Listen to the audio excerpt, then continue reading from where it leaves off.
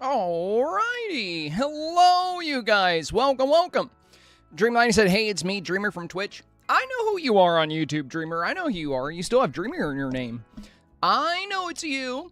Yeah, Twitch is down, guys, for me. Yeah, for whatever reason, it's down for a bunch of people right now.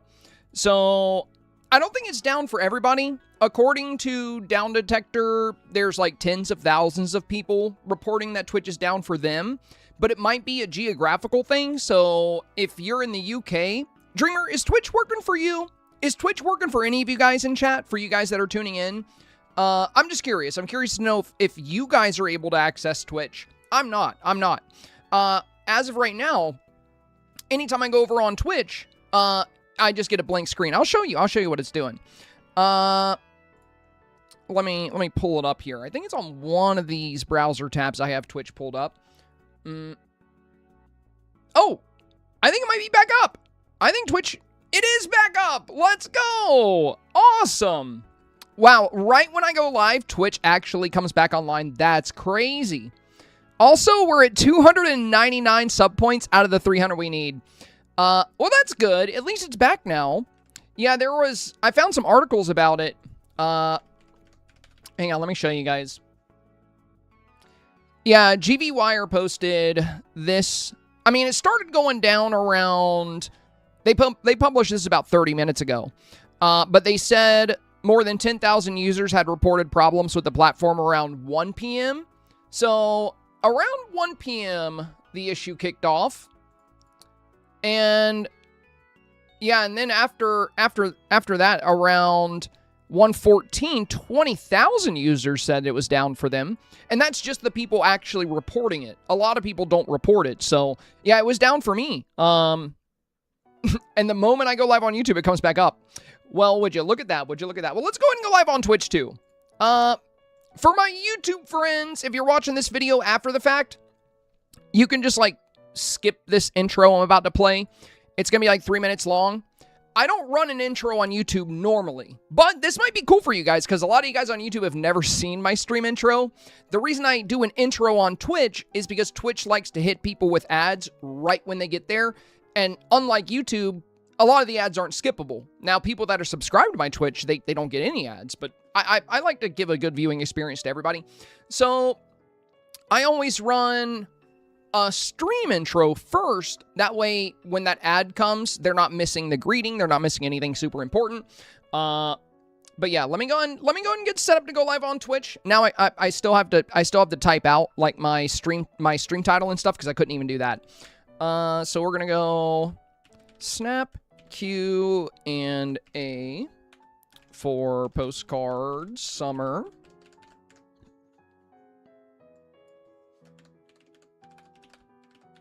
Twitch is back up. Snap Q&A for the notification. There we go. Okay, now let me roll my little intro and we'll go live on Twitch. Give me 1 second. And yeah, you guys probably haven't seen my intro before, so you know y'all can enjoy this for what it's worth. And then we'll get started. It's a 2-minute countdown followed by a video and a song that I made the video. My friend made the song. All right. Let's do it. And I'll just talk to you guys in YouTube chat while this plays since we're already live there. All right. Be back in a minute.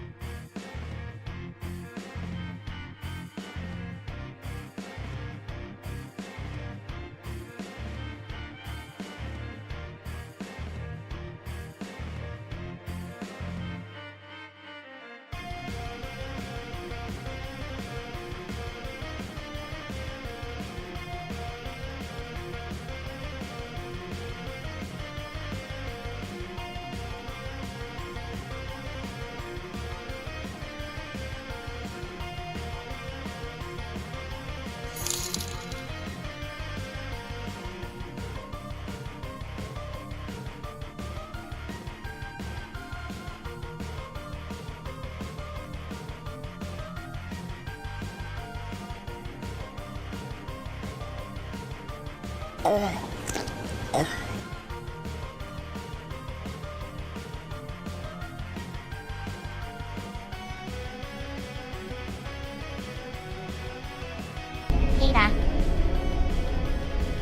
the horse is here.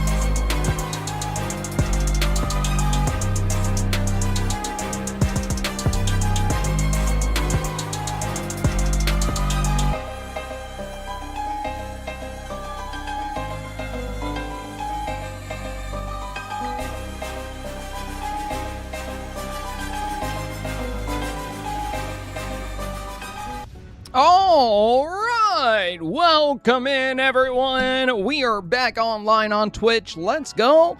Of course, Twitch comes online the moment I go live on YouTube. I thought today might be the day where we stream exclusively on YouTube. Now, if anybody out there, if Twitch, is not working for you, I'll just be sure to really pay close attention to both chats today, just in case.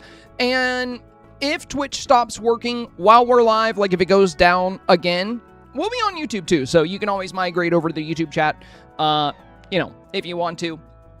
Anyway, Bell B, thank you for the first bits of the day over here on Twitch. Appreciate the big 200. Tazzy, thank you for the 300 bits. Max, thank you for the 100 bits. Much appreciated, guys. Much appreciated. Thank you.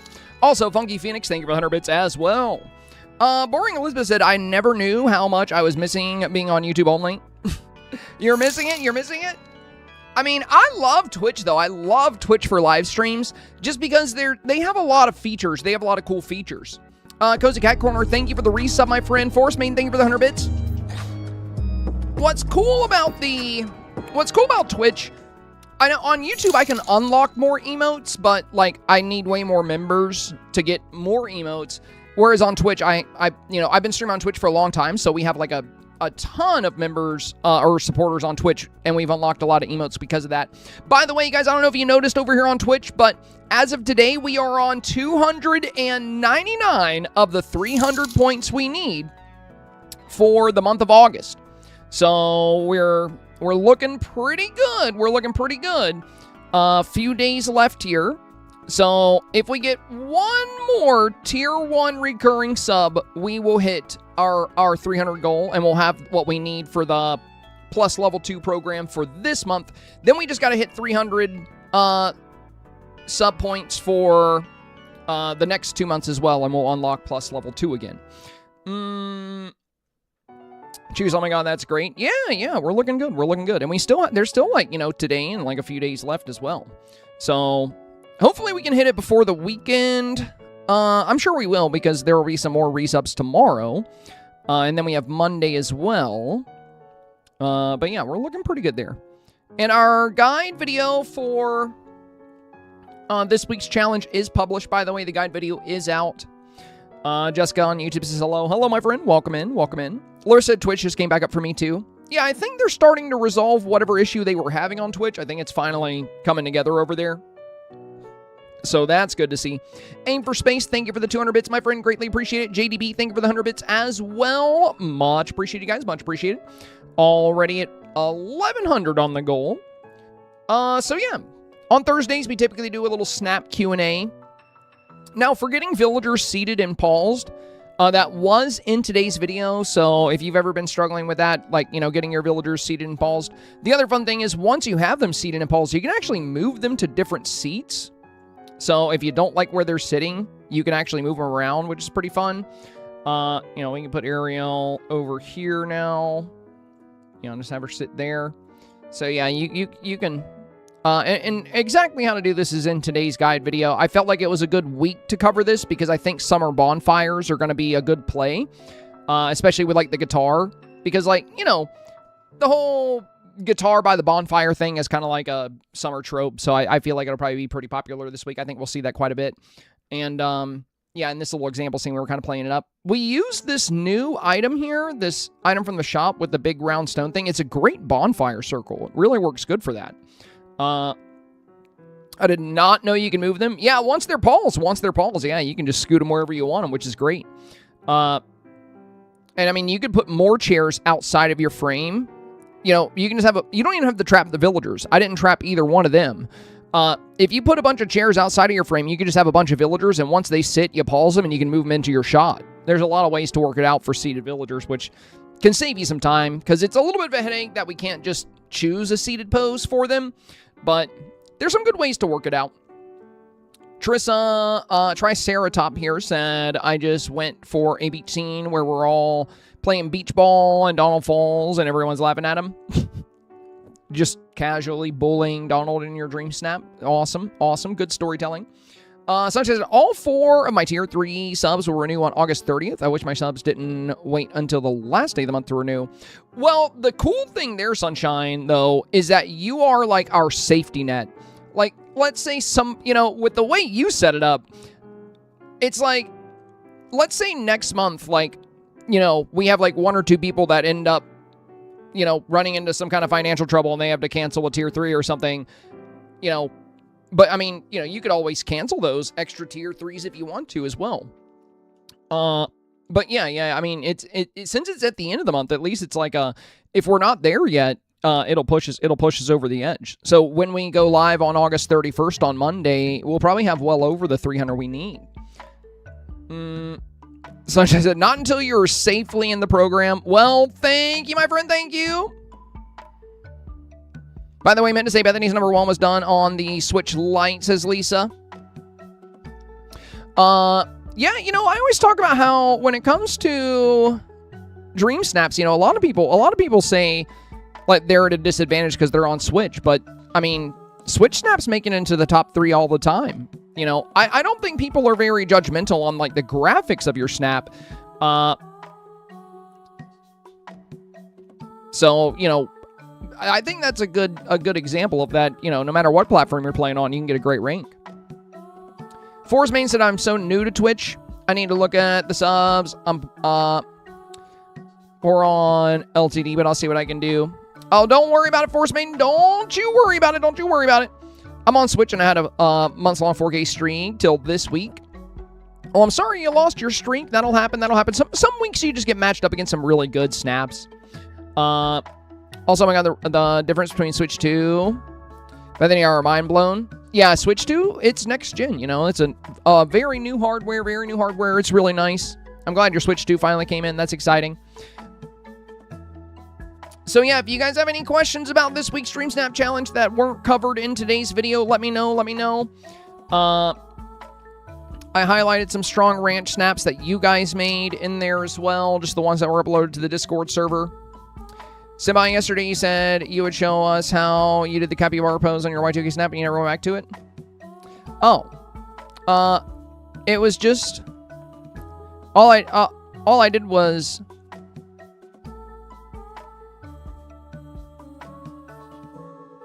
equip a capybara. And then I did the trick where you put the camera low. Like this. You know, that whole camera on the ground trick. And then I did the cappy pose. And then you wait a second. Hang on, let me get better lighting here. And you pause it right about here when she opens her eyes. And then you pause then you remove the cappy. And that's how I did the pose. That's how I did the pose for the Y2K snap in the arcade. Looks like they've left their chairs. Well, I'm gonna go time bend. I'm gonna go time bend and get some star coins and such. Let's go find a Best Buddy somewhere. Also, let me roll back my time since it's dark now.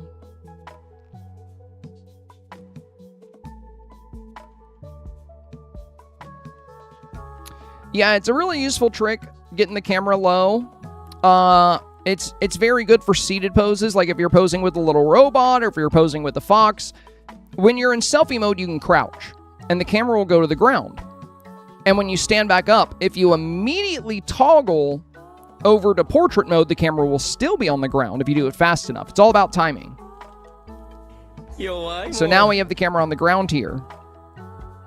And if I had the robot pose or the fox pose, it would have me kind of centered at the, you know, you don't have to be like far away or tiny at the base of the shot.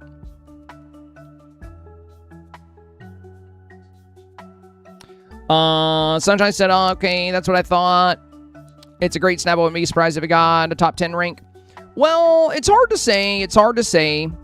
You know, I feel like Dreamlight Valley likes to take turns with like, hey baby, little kitty's in here. I feel like Dreamlight Valley likes to take turns with like how often snaps circulate in voting. Come on, you can do it. Okay.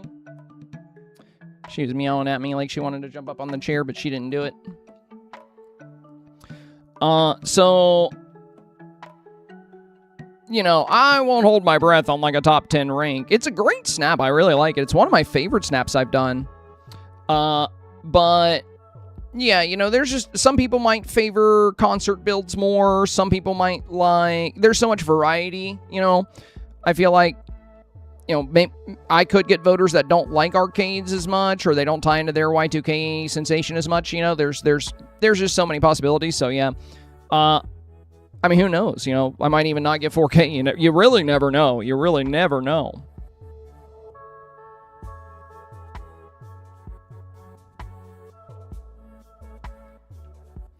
Well, that's the thing, E-Talker. You know, when it comes to trying hard, you don't have to put 8 hours into your snap for it to be a good snap. You just have to use strategy. That's it. Like, to give you an example of what I mean, it's just, you just want to be clever with how you build it. That's all. So, you know, like a snap like this, it took me 25 minutes to make this, and it got like rank 104. It's not about trying hard. It's just about putting in thought, you know, just like think about this. This challenge was called Pattern Party, right? So we featured villager dream styles that had patterns. We featured an outfit that had patterns. So we have a striped cat, we have a polka dot mini, we have a striped tigger, and we have a polka dot dress. And then for the party, we just have these party hats in the center, at the front, and the confetti. And then the rainbows have stripes, which play into the pattern concept, and the path is checkered, which plays in the pattern concept. A snap like this will take you... You can build a scene like this in 20, 25 minutes, 30 minutes. It's not like you're sitting here like, 8 hours of work. I gotta try my hardest. No, just use a little bit of strategy. Just use strategy, have good lighting, you know, good storytelling if possible. play up the main components of the theme, I don't think this is a snap that tried hard. It's just a snap that did the theme, you know, and it's pretty. Now, if I really like a theme, like if I'm like, oh, you know, like I really love colorful. So for explosions of color, you know, and this is the thing with snaps too. If you genuinely enjoy decorating, like if you actually have fun, and to me, that's kind of the whole point of the game, is to decorate and design stuff. I mean, you know, there's also the Disney characters in the quest, but like, that's not necessarily my favorite thing. Oh, look at little Coco. You guys look at little Coco. Hang on. Hi, baby.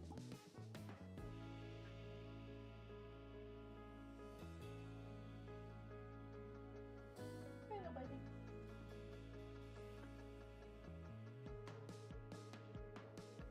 She came to hang out. So, if you really, really enjoy decorating, and you're having fun with the challenge, then this is not going to feel like trying hard. It's going to feel like having fun, you know? I don't really get that kind of concept. You know, it's not work.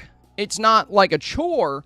And if you look at it like a chore, it's going to be harder to really enjoy the Dreamsnap creative process. So for me, you know, when it comes to Dreamsnaps, if it's a theme I really like, I'm going to have fun with it. And I'm going to have fun making the background and using the villagers and picking an outfit. Like, I'm going to really enjoy myself. Like I did with this challenge. I just love colorful scenes, so it was so fun to put this together. And it got, like, I think, rank 94 or something, you know? So, and where you land is, like, there's a lot of, you know, it's hard to say what's going to happen with a Dreamsnap, because sometimes you'll pop up against selfies and quest photos, and sometimes you'll pop up against really good snaps. So it's best not to fixate too much on the number that pops up beside your ring, you know, beside your snap. Focus more on just making sure you know, can try to land in that 4K range so you can maximize your moonstones and have fun doing it. Don't look at it as a chore, you know, like try to have some fun. It's not going to feel like trying hard if you're genuinely enjoying yourself. You know what I mean? I think that's a really good way to look at it. Now, if it's a theme you don't really enjoy, like maybe you're not really into the Wild West, you know? You're like, I don't know, this theme's not really my cup of tea. Yeah, just throw something together, you know, drop some items. But if you are like, oh, dude, I've never made a Wild West scene. This could be pretty cool. I kind of want to see what I can do with this. Then, yeah, you can have some fun with it. And, you know, you can end up getting a great ring from that. But if you're genuinely enjoying the creative process of Dreamsnaps, you can get 4K moonstones a lot easier that way if you're just having fun, you know, like while you're building, you're like, "Oh, I just thought of this fun item I want to use. Ooh, this villager will be cool. Oh, I got to make like I want to make like a pier over here, you know, just like having these fun ideas." Hi, buddy. I got both cats here. Hi, good boy. He's a hoardy.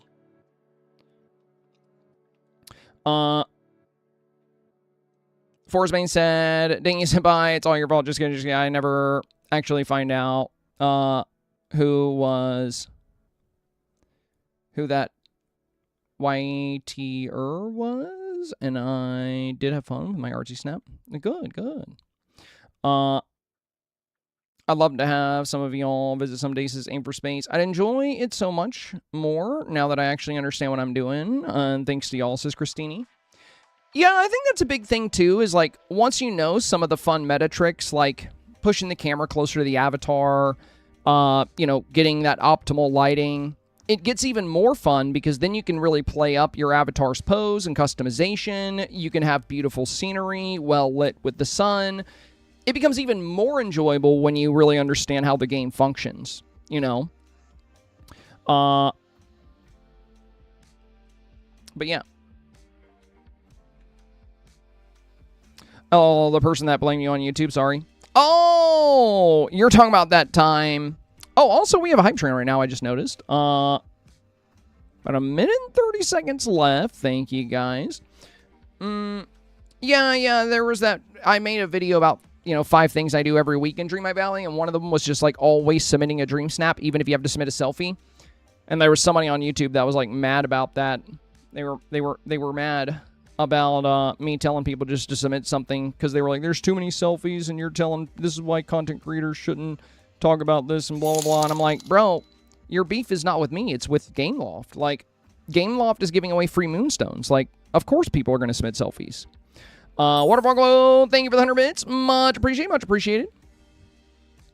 Rogue says, sorry, everyone, I didn't get the noti. You're good, Rogue. You're good. You're not too late. Plus, people submitting selfies is really good because it makes it easier to get 4K. The more often people submit selfies, the better. I say submit away. You get free moonstones. We get an easier 4K. It's a win-win. It's a win-win. Christine, thank you for the 100 bits as well. A little Lucky Clover. People have got way too much time on their hands complaining about that kind of stuff. I know, dude. It's funny. It's funny. Well, that's the internet for you. That's the internet for you. There's just, there's a lot of people that are, when it comes to, like, trolls and people that are just, like, overly negative, you got to think about it as, like, there's a lot of mental health struggles out there. There's a lot of people that feel lonely and they're just, like, angry at the world. And, of course, if they see, like, a content creator, like, happily talking about something, they're going to hop on there and, like, try to rain on the parade a little bit. That's just how it goes. That's the internet, So, yeah, people have a lot of time on their hands, but I feel bad about that, Feel not like it's my fault, but I feel bad for them that, their life doesn't have a little bit more joy, Zombie said I just tell them womp womp. I mean, yeah, you could just give them the old womp womp as well,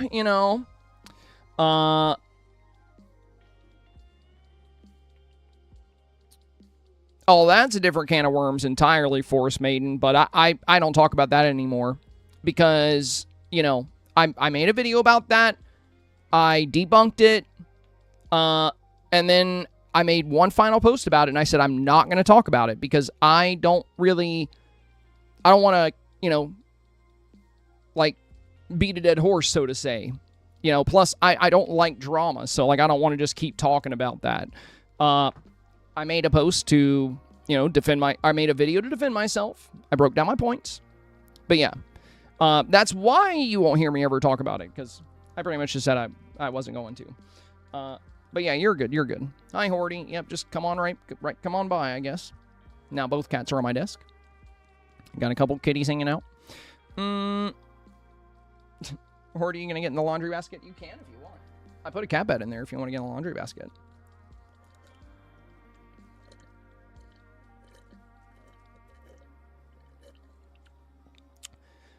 All right. Actually, not to brag, but my Twitch is working. We're live on Twitch right now. My Twitch is working too. Mine is working too. Tia said he's in my chat. Hey Tia, what up? What up? Welcome in. I think I saw you on both. I think I saw you on both on YouTube as well. There goes Horty. Kohaku's in his little stream bed. Oh my God, they're so cute. Please don't bite her, buddy. Please let her lay with you. Sometimes he chomps her if he wants her spot. He likes the stream bed. Yeah, she's in his stream bed now, and he's like, that's my spot. But he's being sweet. He's being sweet about it, and he just moved to the chair. My cats love me. Jordan's taking a nap. That's why they both migrated in here. Because usually they'll be hanging out with her. Hi, buddy. He's a good boy. Yeah. You just lay down and get cozy. Hi, bud. I got both cats with me. Nice. All right. Yeah, I'm going to go do some time bending for now. I haven't had a lot of time to, like, really use the best buddy bonus to, like, get a bunch of time bending stuff because I'm always working on Snap stuff. Tina said, yeah, I have you up on both. Nice, nice. Flynn, are you? I think you're a time bender. Yeah, there we go. Do I have any gifts on me? I have a bunch of random stuff on me. Let's go put some stuff away and we'll grab him some. We'll grab Flynn some shiny gifts. Em says, I can't decide what to get from the premium shop this week. Well, I would say the most important thing to consider would be this outfit with the guitar, because you're going to get a very, very useful pose out of this. And this is going to work great for like any kind of concert or music snap or performance snap, or, you know, even this week, like for like a little bonfire postcard. So I would say out of what's in the shop this week, I would definitely, you know, if you're limited on Moonstones, I would say the biggest priority would be the Country Pop Ensemble, because anytime the game offers you a new pose, that's going to come with a lot of Dreamsnap utility. As far as the Manor, the Frederickson Mana bundle, it's all right. I'm not a huge fan of the house itself, but I do think the garden set, you know, like if you don't want to spend $4,275, you can just get the garden set and you get the best part of the bundle. And the Scottish Fold cat is super cute, but we do have a lot of cats in the game. So there's plenty of alternatives, even a cat in the STARPATH. So like it's not like you need this kitty cat. I will buy any cat that comes to the game, though. And, you know, that's... Yeah, I think that's the main thing there. Wings of a Daydream said, just finished the tips video. Thanks for the laugh, poor Pua. Oh, yeah. I forgot about that. Yeah, I feel like my Pua comment is probably going to get a lot of YouTube comments on there. There's probably going to be a lot of comments on YouTube about Pua. Sunshine said, not funny about Pua. Well, I mean, you know, it's a cookout. I'm just saying, you know, sometimes you need a little bacon. That's all. There's a little bit of bacon. Yo, ABC, thank you, my friend. Dang, you guys, guess what that means? I think we just officially hit the 300 sub points we need for the plus level 2 in the month of August. Very nice, very nice. And we still have a few days left here. That's awesome. That's awesome. Now we just got to hit September and October, and we will be back to getting 70% of our sub income instead of 60. Hooray! That's awesome. Lunaris, hello. Welcome. I see you over there on YouTube. Is your Twitch also offline? My Twitch is back online now. I'm live on Twitch as well, by the way. Are you aching for some bacon? Aching for some bacon. All right. Where's Flynn? Oh, there he is. Okay. Let me go put some stuff away, and we're going to do a little bit of time bending, because it's a little broken right now. We can get a lot. Aim for space. Thank you for the very large emote there in chat. Camera says that you're streaming wonky. No, not really. Not really. Twitch was just down for like tens of thousands of people around 1 p.m. today. Luckily, it came back online about not too long ago, just like maybe 30 minutes ago, like right around 5 when I went live on YouTube, Twitch came back online. So yeah, it's been fine since I went live, but it was down for a lot of people today. Not for everybody, but for a lot of people. But ever since we went live, the stream has not been wonky at all. It's been pretty chill, been good. You know, haven't noticed any major issues at the moment. Knock on wood. You know, everything seems cool.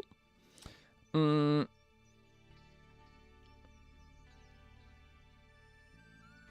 there any tips on getting villagers to sit in chairs? Yeah, I actually covered it in today's guide video. In fact, if you look at the thumbnail for today's guide video, like it even says Paul's seated villagers and like shows these two in chairs. So if you watch today's YouTube tip guide, Heather, if you just want to see how to get the villagers in the chairs and get them paused there, not only can you pause them there, but you can also move them from chair to chair. You can actually move them to different chairs. It's really nice. Well, it did affect me for a bit. I would have been, you know, I wasn't able to go live on Twitch right away. We actually went live on YouTube first. So, like, and I couldn't do anything on Twitch. Because actually what I was going to do today, after my video, is I was planning on setting up. I think Horty really wants his spot. Please don't be mean to her, buddy. Oh, he's just sniffing her. Oh, he's licking her. He's licking. He's grooming her. He being so sweet. Look at that. Oh my God. This is the first time I've seen him do this. He's so cute. He's so cute. He's such a good big brother. He's so sweet. He's so sweet. Oh my gosh.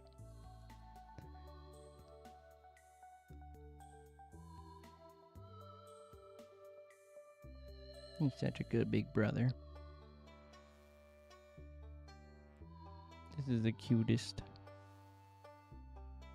He loves his little sister.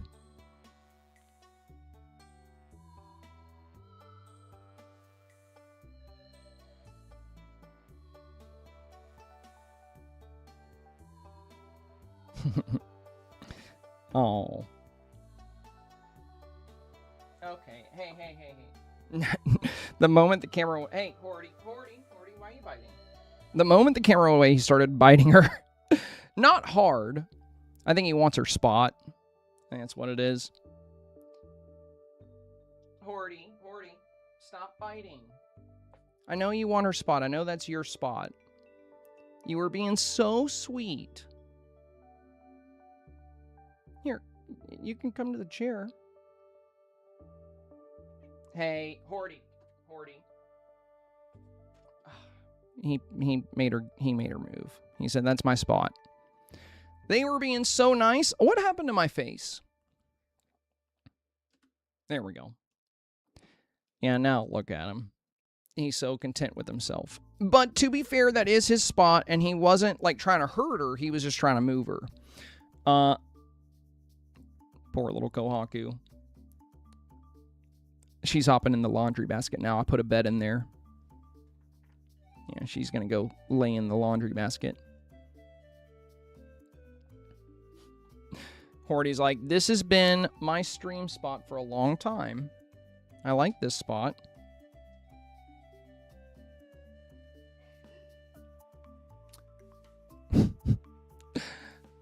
He was being so sweet. Yeah, he was just kind of grooming her at first, and then he started doing little chomps. And I was like, I know what he's doing. And now he left. He's not even in the spot anymore. He made her get out of the spot, and then he left.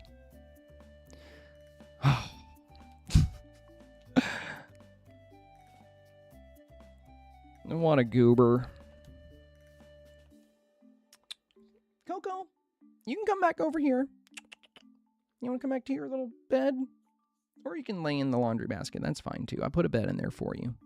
It's got walls. Keeps you safe.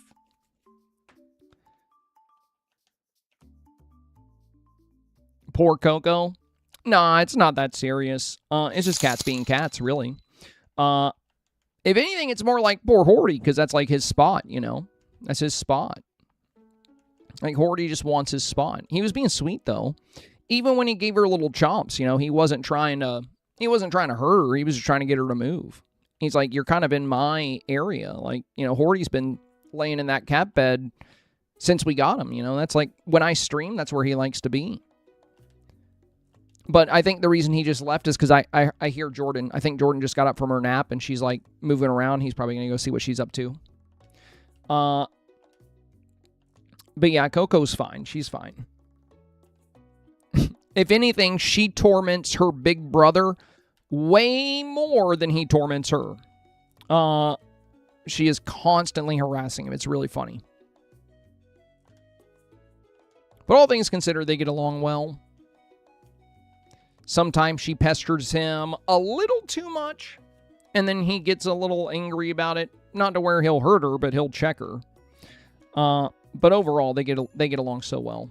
And I am really glad that he was being sweet and grooming her for a little bit there. You know, he was giving her some licks. That's great. That's great. I haven't seen him really, you know, do the lickies with her yet, so that's cool. But they're always together. Maybe one day they can share. Yeah, maybe. The only thing with Horty is that he gets overstimulated with, like, contact very easily. Like, even if, you know, unless he's, like, feeling really lovey, he'll let you pet him for a long time. But usually if you pet him, after you pet him for about, like, 30 seconds to a minute, he'll get up and he'll move just out of arm's reach because he wants to be close, but he doesn't want to be touched.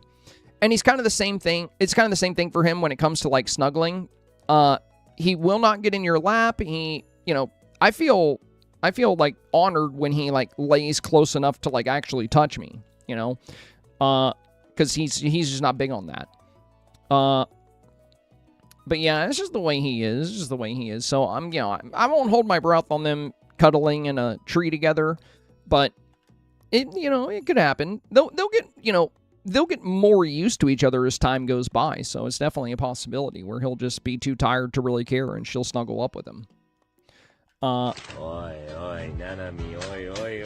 Yo, T-Dow, thank you for the resub. Thank you. You know, I used to have a kitty cam with my last cat, with Kitty, because she was always in her bed when I would stream. Oh. There we go. The reason I don't have a kitty cam right now, because I have multiple cameras. But the big reason we don't really do a kitty cam thing is because they move around a lot, you know. But I can always set one up, and if they are in the little stream bed, I can turn it on.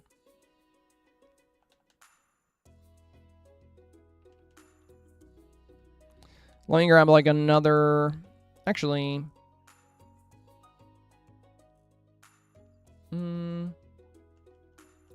Yeah, I'll just do shiny ruby. I got plenty of shiny rubies. What is it, buddy? Come here. What are you fussing about? You know, Horty's fussing.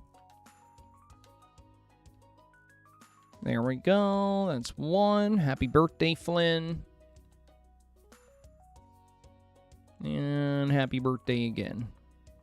There we go. Best friends. Best friends.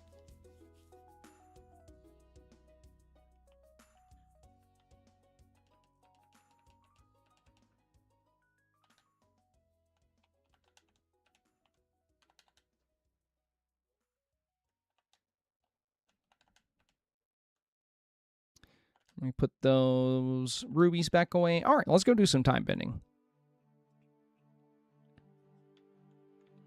Leonard says, oh, just came here to be safe. Fair enough, fair enough. You never know. Twitch could go back down. So far, so good, though. So far, so good. Whoops. Also, let me grab... Let me swap up my tool skin. The nefarious tool. Oh, I never leveled up this fishing rod. I need to do that. I bought the fishing rod and just never bothered leveling it up at all. I think we'll do the roses and gold hourglass for this outfit. Yeah, that works. That works.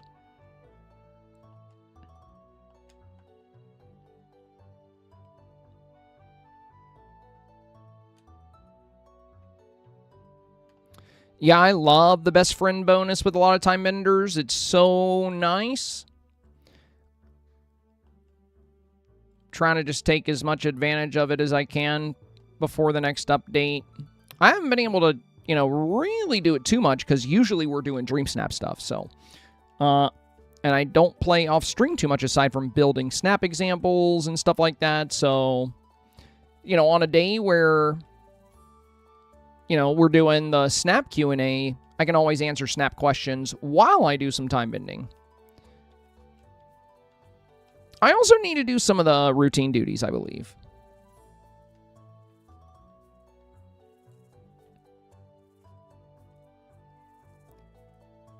Oh, dude, you know what I love about the glow on the fishing rod? It creates a really neat opportunity with Dream Snaps. Let me see if it's working today.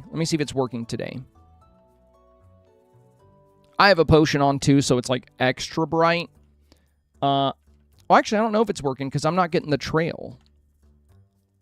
Yeah, I'm not getting the super sparkly fishing rod trail, unfortunately, so it won't work.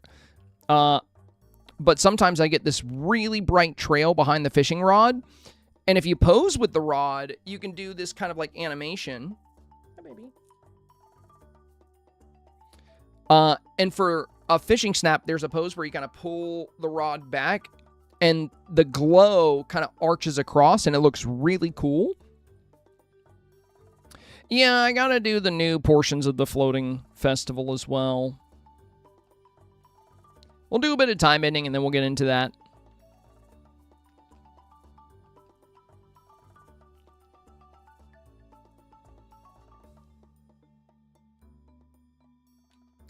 Yeah, this is the Bell bundle for the... This is the Bell's Royal tool set for the Hourglass. And for the fishing rod, it's got a potion on it right now, so it's really bright. But the fishing rod itself is the Electric Parade fishing rod. I would say the Electric Parade tool set is probably one of the best looking tool sets in the game, especially the Hourglass. Let me pull up the Hourglass for you. I love this Hourglass. It's my favorite one. I'm just using the Bell one right now because it looks a bit better with this outfit. But yeah, look at this freaking Hourglass, dude. This thing is sick. By far my favorite one. I had the Parade one pinned. Yeah, good one to pin, good one to pin. It's just too bad that tool sets are so expensive. I think they weren't selling enough of them. That's why they decided to do singular tools that can level up. I think they found that putting a nearly 4,000 price tag on tools just... Because even for me, like, the only things I ever passed on, like in the first, 2 years of this game in the premium shop, the only things I ever didn't get were the Monsters, Inc. tool set. I think there was, a Tiana tool set. Yeah, the only thing I didn't buy were some of the tool sets just because I didn't really want them. And at the time, we couldn't pose with tools. So it was just kind of pointless to me. Now you can pose with them. So now I think they have some great utility.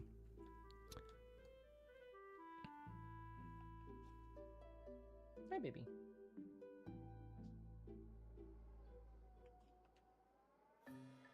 I gotta show Jordan, Horty grooming Coco before he started biting her, giving her the chomps. What do you see back there? Oh, okay. I thought maybe your brother was coming up. She being a little sweet baby.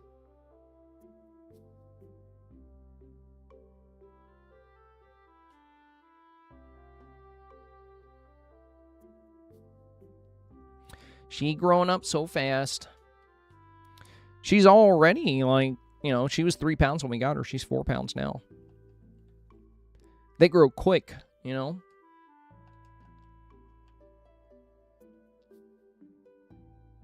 I got the Bell's tools at full price after waiting 2 years. Then a month later, they came out for sale. Oh, you gotta love that. You gotta love that. Unfortunate timing. Yeah, that'll happen. That'll happen. I mean, honestly, I would say if there's any tool sets you don't have now, it's probably a good idea to wait to see if they go on sale. I mean, you're not going to save that much, though. You're talking 10 to 20%. But on a nearly 4,000 Moonstone item, that's pretty good. That's pretty good. So, if you do end up buying them and then they go on sale, that's unfortunate. But at the same time, it's it's just a handful of stones.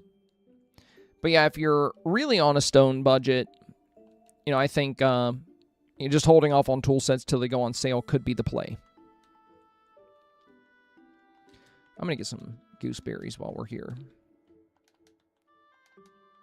There we go.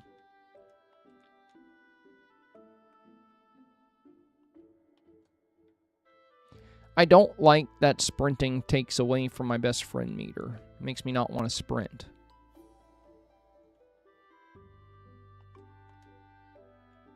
Okay, I just randomly stopped to pet the capybara. Okay.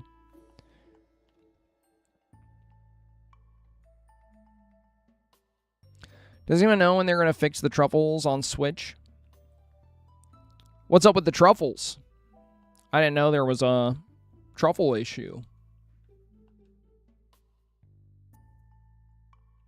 If, most of the time, the big bug fixes come with the next major update. But this update was pretty... This update that we're in now was only a couple weeks after Honeyglow Woods came out. So that's likely why the issue isn't fixed. My guess would be that, you can expect most major bug fixes to come with the next free update. Well, the Switch 2 and the Switch 1, guys, they're going to be very different. They're going to be very different. Oh, Rope. Are you sure they're not spawning? Like, because are you trying to use an ancient vacuum to find them? Because I have a little bit of advice, because I haven't heard of them just not spawning at all. But the thing is, it's kind of like Storybook Vale. You know, in Storybook Vale, there's like certain nooks where things spawn, and then they won't spawn in the main part of the biome, and you can't pick them up with the ancient vacuum. Honeyglow Woods is the same thing. It's the same way on Honeyglow Woods. So yeah, I run around and look for them, but I can't find them. So let me go to Honeyglow Woods real quick. I'll tell you where you need to look. There's a few spots where they'll appear. So if I'm here and I use this ancient vacuum, I might not find... Yeah, you see how there's no... There's even though I haven't been here in days, there's no truffle. Well, it's the same biome, but the vacuum will not pick up anything back here. So if we come back here, there's a chance you'll find some of them here. There's none here right now. And then the other area you can check in the little swamp area, the vacuum's not going to pick up anything back here. So this little back pocket section here can also spawn truffles. None back here today either. Another thing you can do is like open your game and just let it idle. Because one of the things that could be happening is I'm going to get all these flowers. Your game could be failing to update the truffle spawns when you're away. So another thing you could potentially do, because I think that's what mine's doing right now. I actually don't have any troubles here, despite the fact that I haven't been here in ages. So one thing you can do is just, when you're done playing, just leave your game on, plug your Switch in, and just let the game idle. Though your Switch might go into sleep mode if you do that. So another thing I would recommend is like maybe putting a little weight on the joystick so you just like run into a wall nonstop. But what I'm getting at here is if you're in the biome, if you're currently in the environment, there's a chance they'll spawn because you're actually present.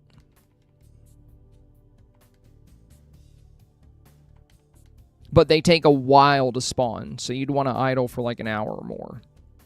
Yeah, I actually don't have any truffles here. That's pretty funny. But they do spawn, I've had truffles plenty of times. The truffles just seem to be buggy in general. They usually spawn for me without issue. But as you can see right now, clearly there is an issue at the moment.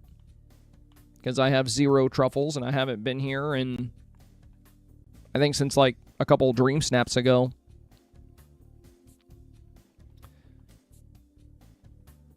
Do I have another ancient vacuum on me?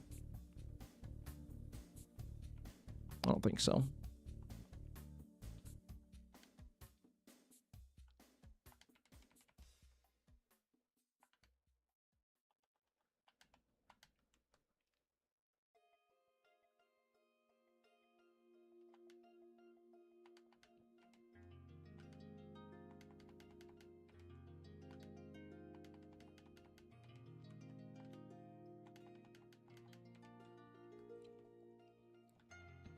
I had this whole area decorated so nicely, and then I tore it up for a Dream Snap. I do that all the time. I'm just going to harvest everything, and then we'll get out of here.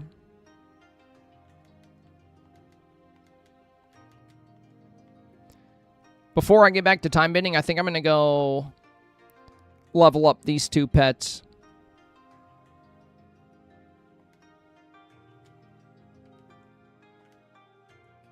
I'm glad we came by here, though, because I needed more of these flowers anyway.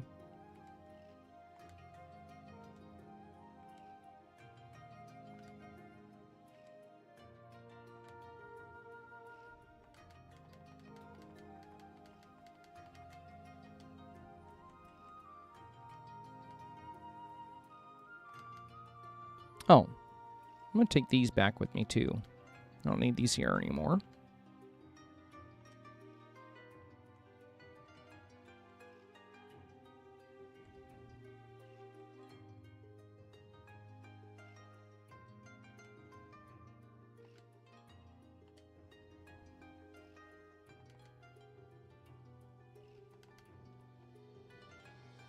And the rest of what's on me should be time bending. I'll drop these off here, too.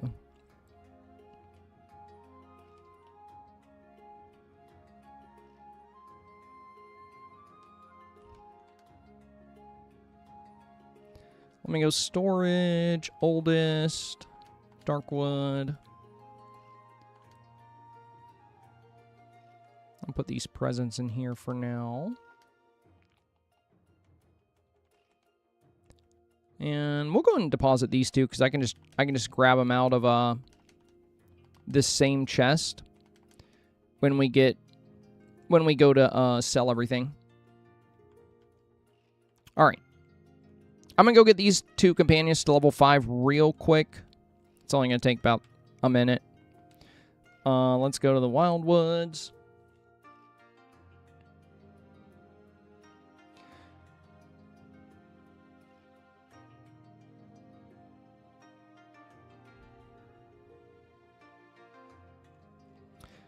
Well, guys, what you have to keep in mind is bugs are not universal.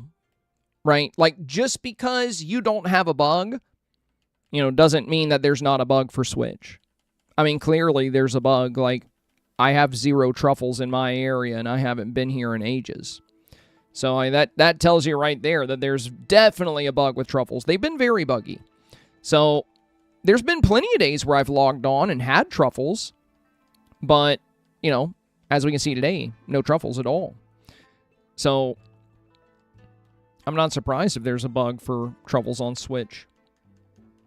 But I've heard a lot of people talking about how they haven't been able to progress. But yeah, if you haven't tried it yet, Rope, what I would do is just, because it's annoying getting a new DLC and not being able to advance through it.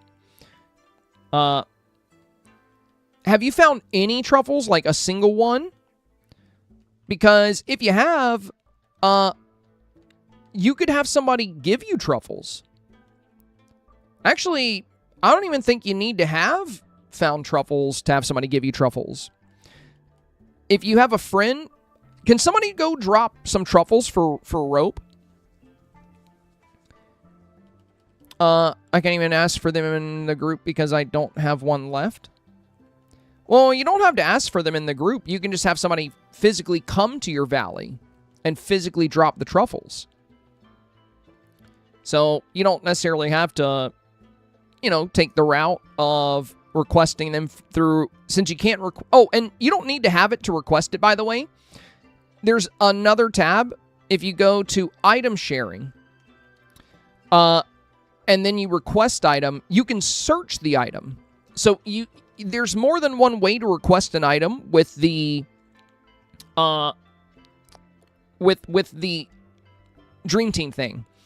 So instead of going to your inventory to request an item, go to your Dream Team, and then go to item sharing, and then select your box and hit right trigger to request items. And then for truffles, you're going to find that probably under spices and herbs. Yeah, there it is. Truffle, bottom right. And then you can request said truffle. So you could do it that way, or you can just have a friend come by and drop off some truffles for you. But that'll hold you over for now, so you're not stuck and unable to progress through the quest, because that would be super annoying. That would be super annoying.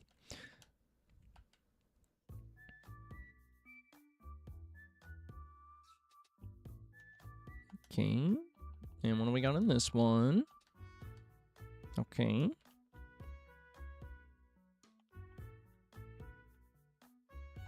Let me drop off these snippies. Okay, that's pretty full. There we go. All right, we got our pets to level 5. Now I got a little bit more storage, and I can keep my kitty cat out. Let's go back to time bending. I think I'm going to go to... I'm actually going to go Eternity Isle. You know what kind of bums me out, guys? The fact that we can't go time bending in Storybook Vale, Wish Blossom Ranch, or Honeyglow Woods. I want to run around other places to time bend. Like, we can time bend in the Valley, and we can time bend in Eternity Isle. I wish they would add it to... I wish they would add it to the other DLCs. Like, I don't know why they won't. It's not like it would break anything. And it's not like they would... You know, it wouldn't make time bending OP or anything because, you know, they refresh quickly enough. So you don't even have to leave the area you're in. But yeah, I would love to see them add time bending, because we can even time bend in realms. You know, like I can go to the Dream Castle and go to a realm and time bend. Why can't I time bend in like Wish Blossom Ranch? I would love to see them change that, because, you know, a change of scenery while time bending would be kind of nice. Yeah, or even on floating islands, yeah. Well, for floating islands, that's kind of a tricky one, because you can't get digging resources. So I can understand the fact that it doesn't work on floating islands, because on floating islands you can't even get digging materials. You can garden, you can cook, but there's no mining, there's no fishing. So I'm not really surprised there's no time bending on a floating island. It's, for me, it's like more about the DLCs, you know, than it is about the floating islands, just because it would be pretty different if we were able to do that on well, Flynn's best friend bonus is already almost gone. Out of curiosity, I haven't tried this. If I give Flynn more gifts, will it go back up, or do I just need to go find somebody else? I can try. Let's give him a birthday cake and see what he does. No, I don't think it went up at all. Yeah, I probably just got to find somebody else. Oh, it just hit 6 o'clock and my light casting kicked in. That's funny. I was like, whoa, it got brighter in here. Well, let me go ahead and grab 2 gifts and 2 rubies. That'll be enough to get somebody else to max friendship. There we go. Attorney Isle?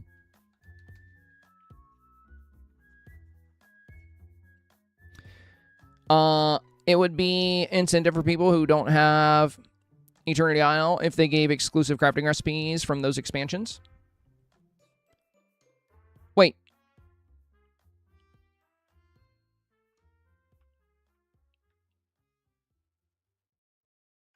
Oh, you mean like there were unique time-bending resources in the other areas?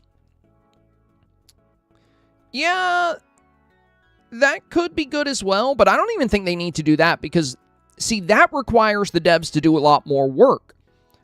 That's why, you know, all I would like to see is the ability to time bend there, just so I can time bend wherever I am without having to leave an area. I understand why they don't add new time bending recipes because, like, unfortunately, you know, the devs don't have time to do every kind of thing. You know, it's like they kind of have to pick and choose what they do.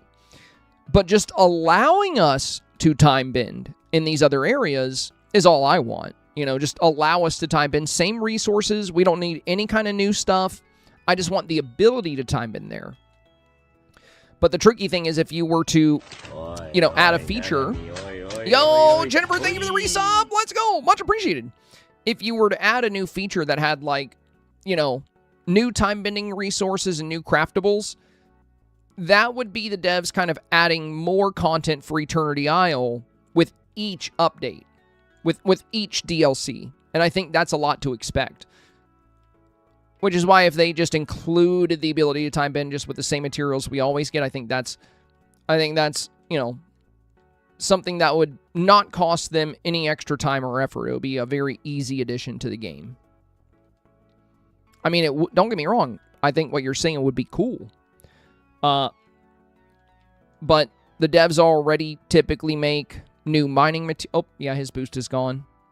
The devs already make new mining materials, new fish, you know, new forageables, new crops with like every update. So having them also add new time bending stuff with every DLC just might get to be quite a lot for them.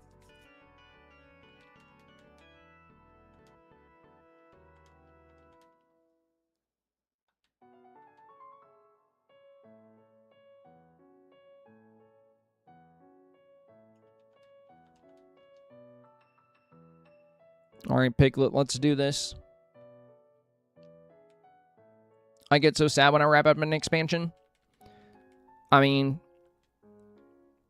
I always finish the expansion story like the day it comes out. Like whenever possible. And I'm relieved. I'm relieved because I just want to decorate stuff. And honestly, I feel pretty satisfied when an expansion is decorated, but I've been slacking on that.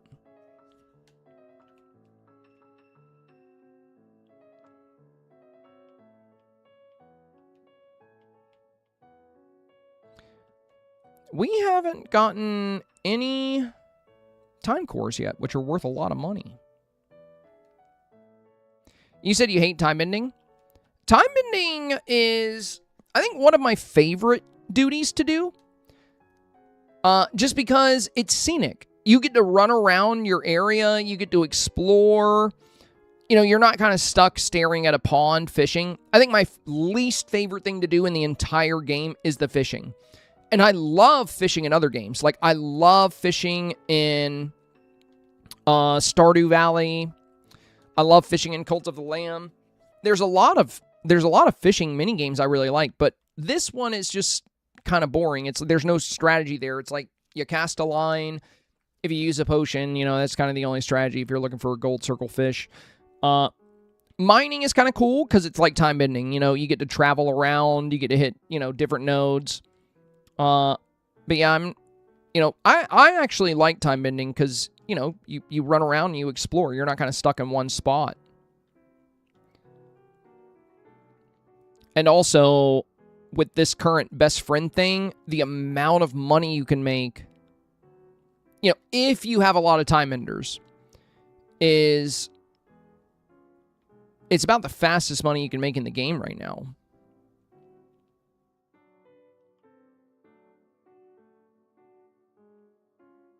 Because even with gardening, with a lot of gardeners, you still have to wait for your crops to grow.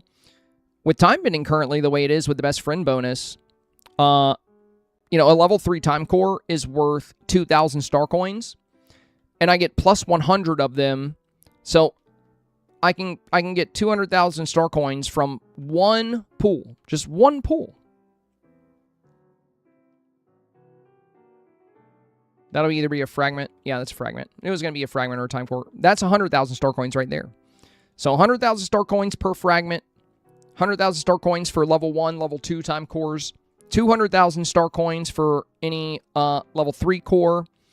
And you also get a lot of mist while you do this, which is great because you can keep your ancient machines up and running.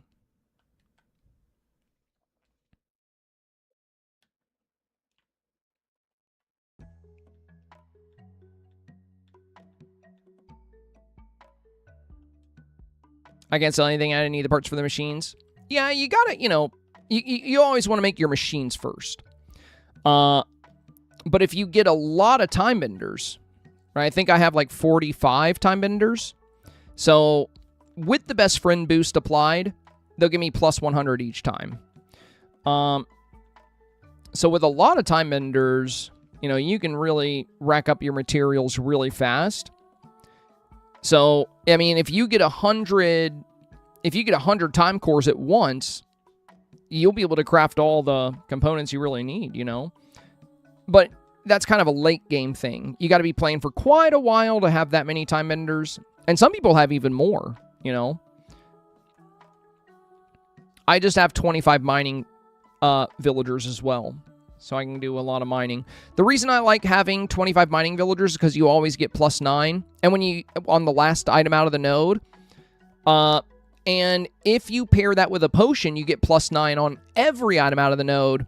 And it's super helpful on update day. Like when a new expansion drops, there's all these new craftables that require, you know, these new,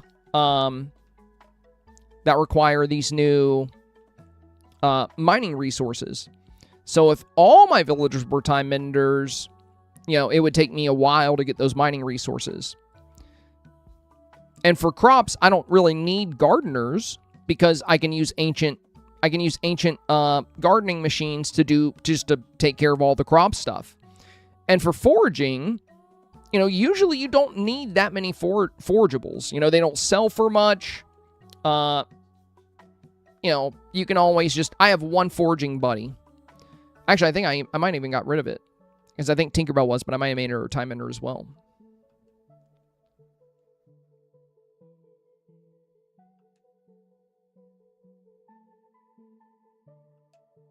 It's way over here. Oh my god.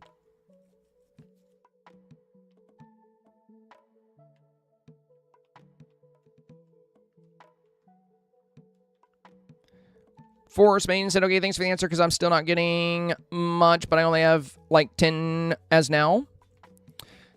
Yeah, the other DLCs didn't exist when I changed some of my time enders back to gardening, etc., so now I use more machines than I previously thought.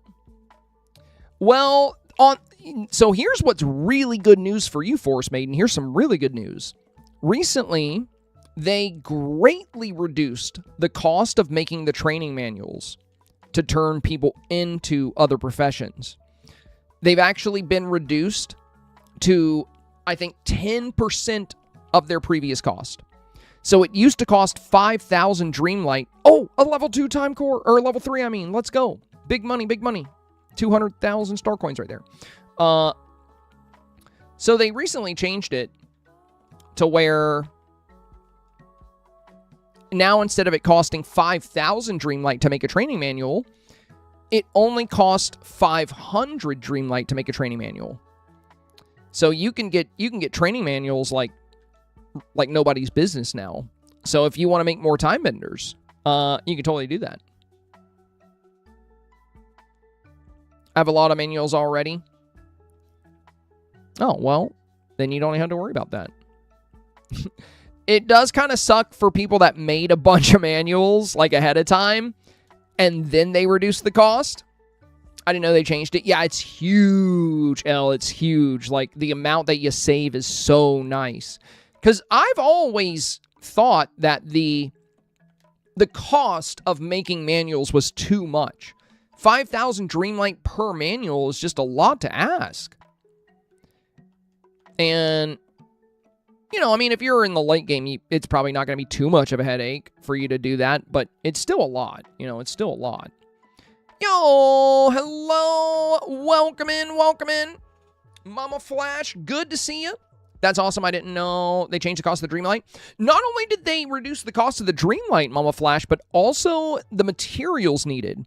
So, you know, to make the time bending manual, it used to be 10 dingle hoppers, like 10 of the pink bows, I think 10 wooden oars, and 5,000 Dreamlight. Now, I think it's only 2 dingle hoppers, 2 wooden oars, 2 pink bows, and 500 Dreamlight. So they've greatly reduced the cost. And this might get nerfed, not the cost of the manuals, but how powerful time bending is right now. Like, look at this. 15,000 mist right there, right? Now, the way this works, Mama Flash, all you have to do is hang out with a villager, and then while you're hanging out with them, give them gifts to get the best friend bar full. So make sure you're hanging out with them before you give them the gifts. And then just start time bending. So pick a time bender, give them a bunch of gifts, get them to their full best friend meter, and you'll get a ridiculous amount from time bending. That's why I'm getting I get plus 100 every time, which is pretty insane. And this might get nerfed, and I don't think it should get nerfed. I think if you have this many time benders, it should be this good, you know? Because I don't want to spend 200 hours trying to get a million mist. I'd rather not, you know. And in the late game, it should always be really easy to get the resources you need. So I hope they don't nerf it. But with how many people kind of made videos about like how broken it is, quote unquote, it might get nerfed. So I would definitely take advantage of this before the next free update comes out, because there is a chance they nerf it. I don't really view it as broken, though, you know? I feel like most games, like, let's say you're playing Skyrim, right? Most of us have played Skyrim. When you're level 70 and you can just, like, one-shot a frost troll with an arrow from your Daedric bow, yeah, that seems really powerful. But you've invested hundreds of hours into the game. You should be able to do that. That's the same way I look at how powerful this is. If you have all the DLCs and you've unlocked all the characters, you have all of them at level 10, and you get a best friend bonus, your time bending should be very strong. It should be strong enough to make millions of star coins, you know, in an hour. That's the way I see it anyway. Everybody loves Skyrim Silver Tab, unless they're just not human. If anybody tells me I don't like Skyrim, I'm like, you're an alien. I don't think you're real. Morning all, it's raining and flooding here. You should build like a little float. You know, go out and just like sail the streets. That's what I would do. Johnny, what's good, brother? Good to see you, good to see you. Thank you for the bidding, my friend. Welcome in. Glitter Elk said, I think this is fully intentional to deter people from modding. That's a good point, too. That's a good point, too. Johnny, thank you again. Thank you again for the additional bits, my friend. But yeah, that's the thing is, that's another reason why I think it should be this good. Because people are already just getting millions of items from treasure valleys. You know, give legit players a way to keep up, you know, like, because if somebody just wants to go to a modded valley and pick up a whole inventory full of meals worth like 10 million star coins, I should be able to make a decent amount of star coins playing the game as well. You know what I mean? I don't come across the pink bows ores very often. Is there a tactic? Indeed there is, my friend. That's a great question. Jennifer, thank you for the 200 bits. Yeah, let me show you this. A lot of people don't know this, Aradark, so I'm glad you asked that because I can share this with you guys. So, if you go down here to gifts, there is a tactic to get these to spawn. So let me hide myself so you can see it. Okay. I'm going to zoom in a little bit here. Well, I thought I was. There we go. Okay. So if I hover over this pink bow, down here, if you look where my mouse is, you're going to see Universe and Hangout bonus. So each of these time-bending gifts is actually associated to certain villagers. So the wooden ore is associated with villagers from the Moana universe. The pink bow is associated with villagers from the Mickey and Friends universe. The paper lantern is for Tangled. So if you want to find wooden ores, you'll have an increased chance of getting wooden ores from time bending if the time bending villager you're hanging out with is from the Moana universe. And just, you know, same thing. If you're looking for pink bows, you would need to hang out with a time bending villager from the Mickey and Friends universe. Dinglehopper, of course, is going to be from the Little Mermaid universe. So as long as you've made Ariel, Eric, or Ursula, one of them, a time bender, you can increase the odds of getting Dinglehoppers. Now, it's a slight increase. It's not like you're going to be guaranteed to get it every time, but it does make it far more consistent. And if you don't use this tactic, it's just kind of a headache to get them in general because there's so many different time-bending gifts that it's very hard. Hang on, let me fix this back. Transform, fit to screen. There's so many different time-bending... There's so many different time-bending gifts that you could get that, you know, let's see, 1, 2, 3, 4, 5, 6, 7, 8, 9, 10, 11, 12, 13, 14, 15. That gives you like a 6 to 7% chance. And that's if you get a time-bending gift. Because there's also time-bending parts, time-bending cores, fragments. There's so many different things you can get with time-bending that it can be kind of hard to get what you're looking for. That's why they gave the hangout bonus. So that would be the tactic. That's what's going to help you with that, my friend. Good question, good question. Rogue said, you said rope. Yeah, to be fair, Rogue, you and Rope, it's very, you guys, your names sound very similar, so very similar. Sometimes my southern twang just like slips in. It just slides right in there. Scuttle, thank you for the resub, my friend. Appreciate the 3 months advance. Very kind of you, very kind of you. Oh, I didn't want to pick these up right now. I don't want these in my inventory. You know, I'm just going to drop them. I'll pick them up another day. All right, let's go hit up the lagoon. Oh, I think we did the lagoon somewhat recently.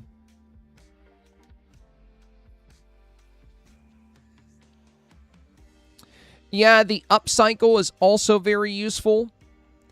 A lot of people, though, they don't know how upcycle works. And a lot of people forget about that. But you can actually just craft the dingle hoppers. Did you know that?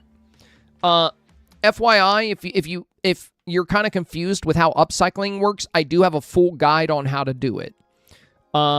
If you go to my YouTube channel, or actually one of my mods can probably share the link. I don't do much upcycling myself these days because I have, like, I've been doing a lot of time ending, so I have way too many of, like, all the different time ending stuff.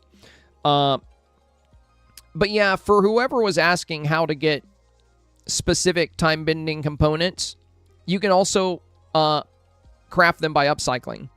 Just keep in mind, you can't craft anything with upcycling that you've never found. So if you're missing a specific type of fragment, you cannot upcycle craft it until you found at least one of them.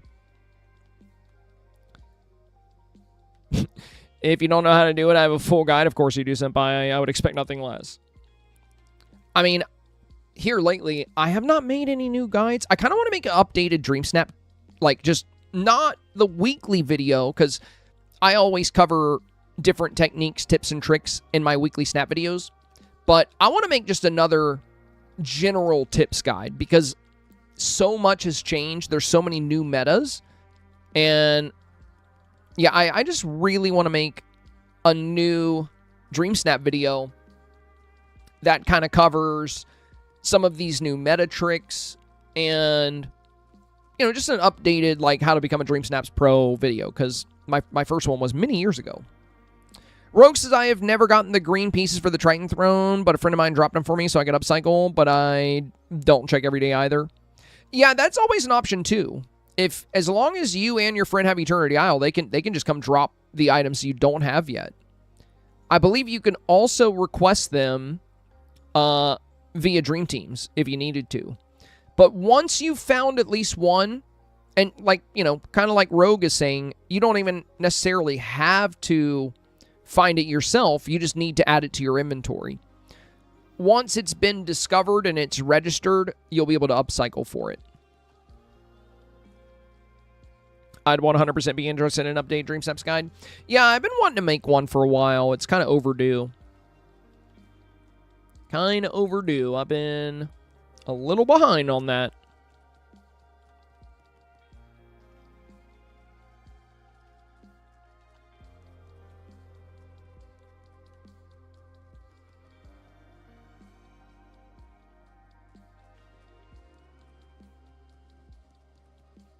Fallen Angel here says 1, 2, 3, 4 IK just F. Yeah, that's a good. Yeah. I don't know. I don't know if I agree with that fully, but I can see where you're coming from. Anyways, I need the V8 stuff. Yeah, that V8 gas station is really, really cute and fun. I would definitely try it. I've always said that. Yeah. You know, it's different for everybody. Some people agree with it, some people don't. I'm glad you feel the same way they do. I agree. I concur. I concur. Well said, as always, Fallen Angel. You're just a modern-day Socrates.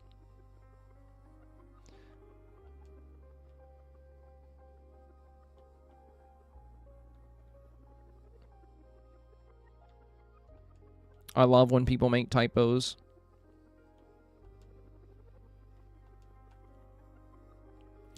By the way, I got 4K on my Risky Bob Ross snap. Nice, nice. That's great. I mean, I feel like the bright side for your Bob Ross snap is like almost everybody knows who Bob Ross is. I think the only person that was in the chat that was like, I don't know who Bob Ross is, was Left Shark. And I was like, what? You don't know Bob Ross? Like, you know, Happy Little Trees? But yeah, I thought your Bob Ross snap was fun. I think the only risky thing is that, you know, there wasn't as much like depth of field as some of the other snaps, but it all just comes down to what you pop up against at the end of the day. And your Bob Ross cosplay was very strong. So your reference was very easy to pick up on.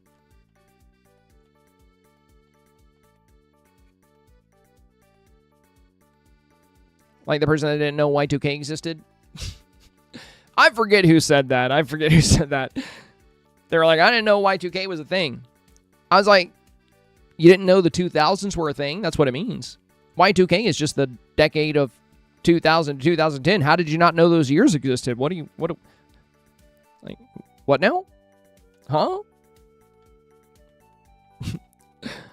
It's pretty funny. I thought it was pretty funny. Dang it, I don't want to pick up this. Oh, I need to leave here anyway. We're done here. One day, I hope they just allow us to turn off spawns and biomes. I don't like the way the wood looks. Let's go to the beach.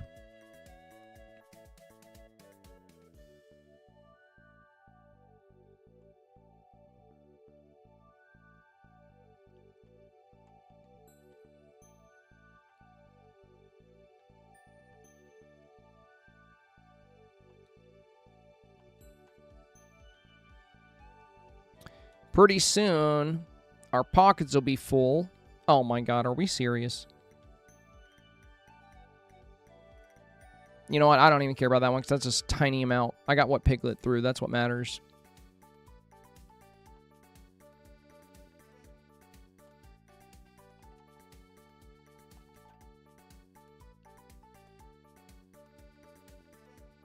Oh, this is a big one. It's either a fragment or a time core.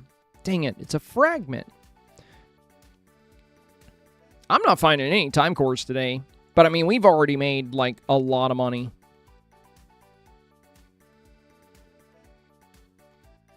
Oh, where's this one taking me?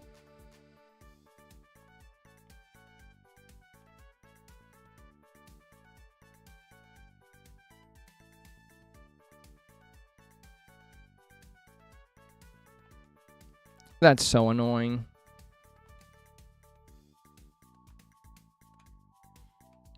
It's like one thing in my way.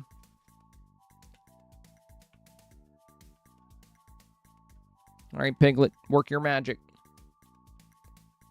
There we go. I'm dropping the sand. What the heck? There we go. All right, we got everything from here. Let's go to the glade.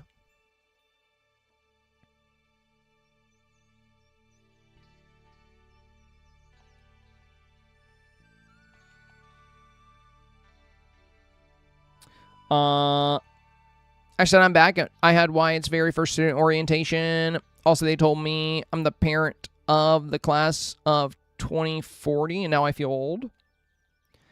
Dang, 2040.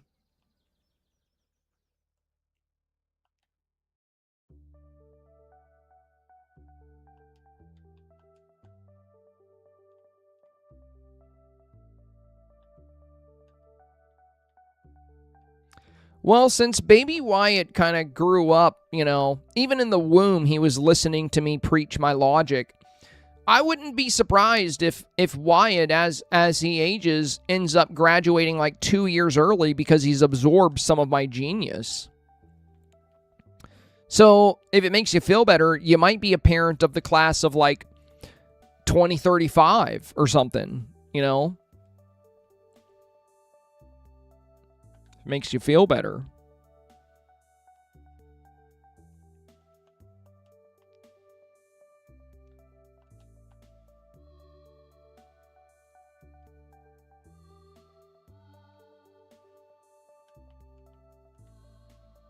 I'm getting a lot of fragments, which is good.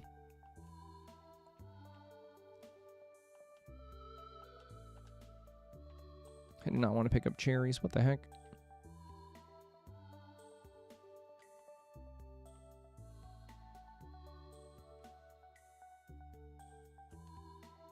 Just eat the cherries. Oh, I am gonna get these gooseberries while I'm here.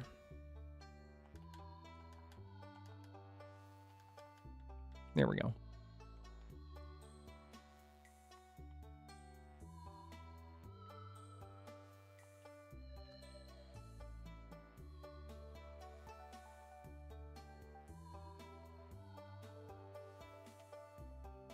Oh, this one's far away.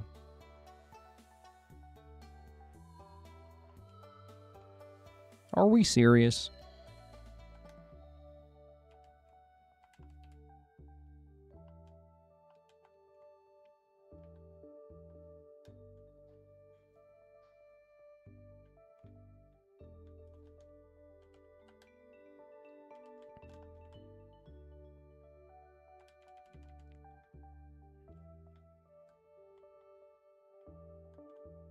We've almost filled up our inventory here.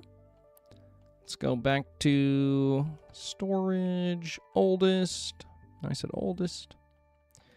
Drop that bad boy. Drop off all that. And get back to work. Once we fill up this chest and my inventory, we'll sell everything. We'll be making the big bucks.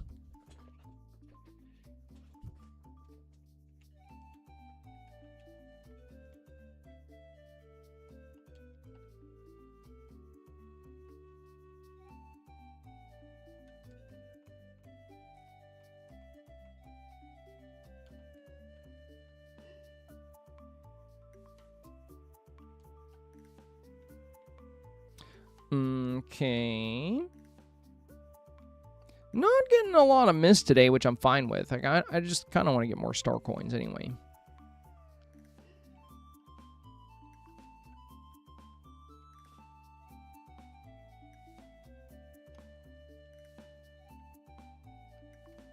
Oh. Oh no, his bonus is still live. Okay. For a second there, I thought maybe it was off because I saw +1, but I think that was from the pets.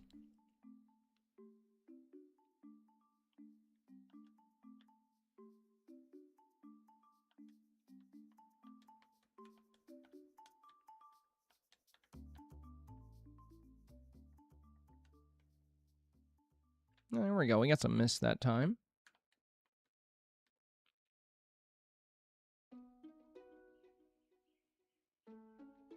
Ah, the old Stardew music. I would love to stream some Stardew Valley, to be honest. Or you can give it all to me, somebody make me rich. I mean, if you're looking for some star coins, I'm sure there's some players here that could visit your valley and just drop you some valuables. We got a lot of people here that are beyond wealthy. I've just been slacking on star coins lately.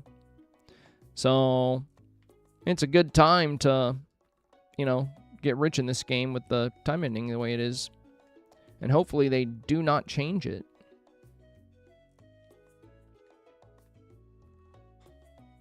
I also think leaving it this way is a great incentive for people to unlock more villagers and level them up.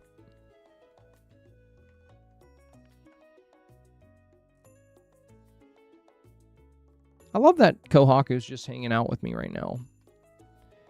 She's just hanging out next to me.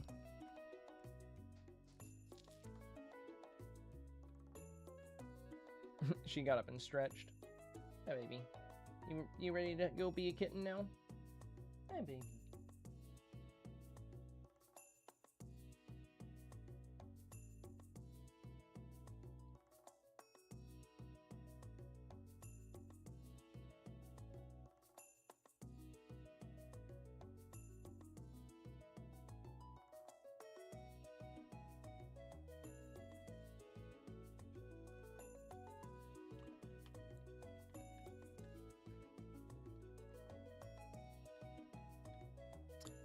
Did I get the one Piglet dropped? I think I did.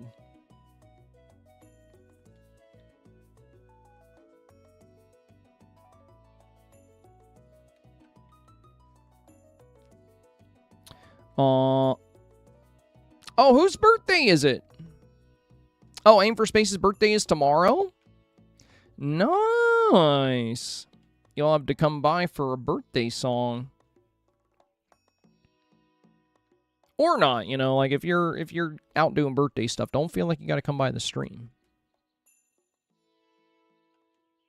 Enjoy your birthday. That's the priority.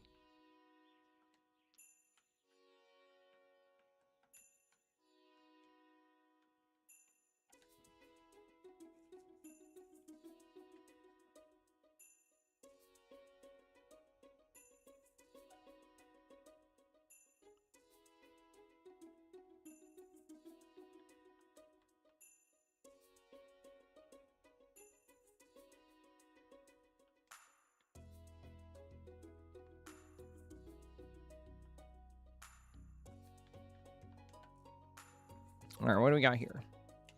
That was weird. Work your magic, Piglet. There we go. Looks like the other one's up top.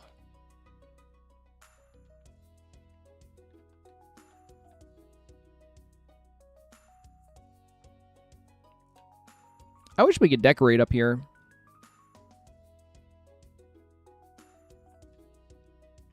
It's kind of a cool place.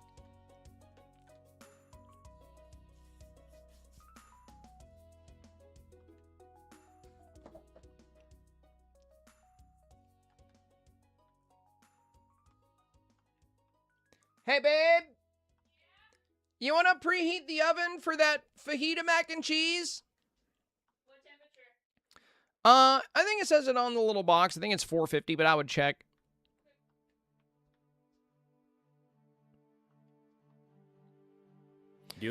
Cozy with Lala. Thank you for the resub, my friend. Appreciate the beautiful 5 months. Awesome, awesome.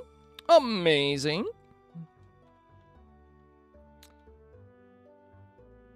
Fajita mac and cheese, can we have some? No. No, you cannot. It's mine. It's my fajita mac and cheese. I mean, if I could share with you, I totally would. I totally would. Of course, of course. But unfortunately, I can't. That's just too bad. I can't share it with you. Boy, I sure do wish I could, though. But I guess I'm just going to have to eat it all myself. All right, I think we're ready to make some money. We'll go over here. Saikuko, thank you for the follow, my friend. Welcome in. I'm telling Sam that you're not sharing. So I'm not mean. Well, unless it comes to my food.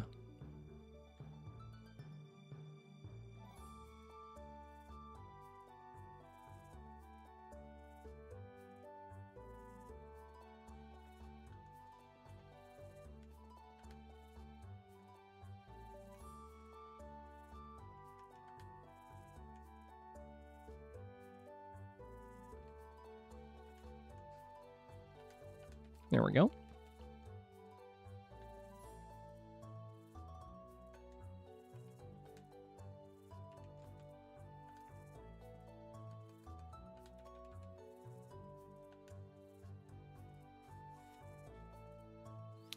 All right, Goofy, get over here.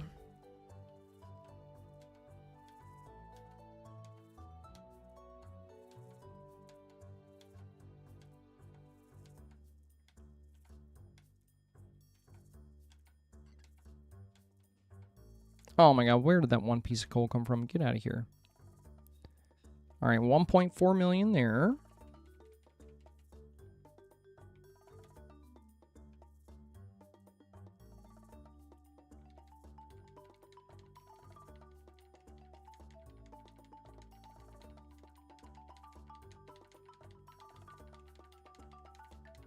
Usually we get way more time cores than this. Not very lucky today.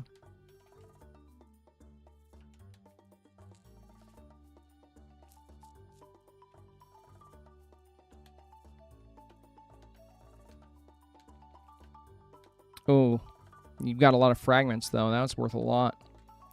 1.1 million. So 2.5 million. Nice. Nice. All right, I'm going to empty this box out. I'm going to go to my house, put this stuff away so we can get even more on this next run. We're going to go take all that inside. That way we got the full box, our companion slots. All right, let's go back to the valley.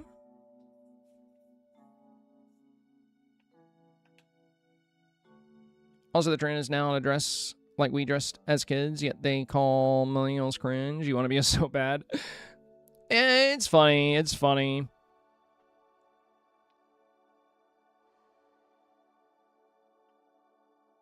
I don't know why there's, like, beef with, like, the new gen and, like, millennials. But it is funny because the videos I see of millennials, like, acting Gen Z is really funny.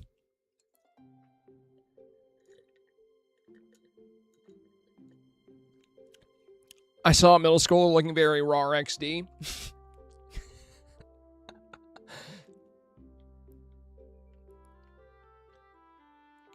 Man, was it really that long ago to where the trend is coming back around?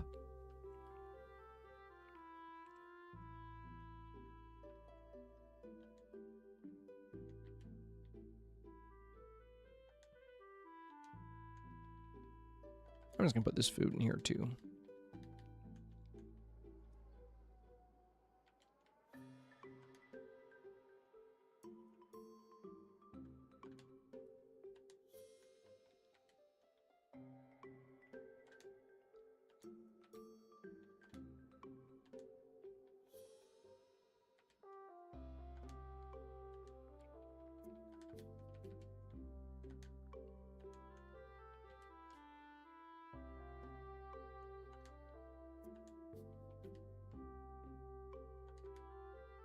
All right, now we got, I think, plenty of space in the pockets.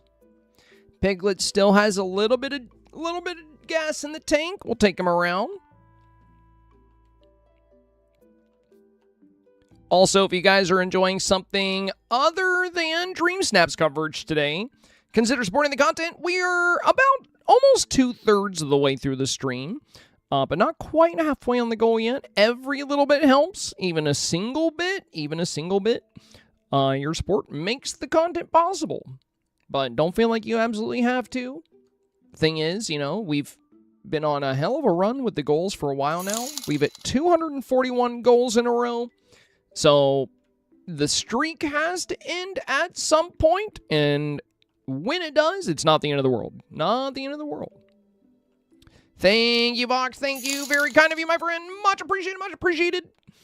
And thank you, Aim for Space, as well. Very kind of you guys. Very kind. Why is this is so far away? Where are we going? They keep spawning by the cherries for whatever reason. I think it's the first time I got radiators today.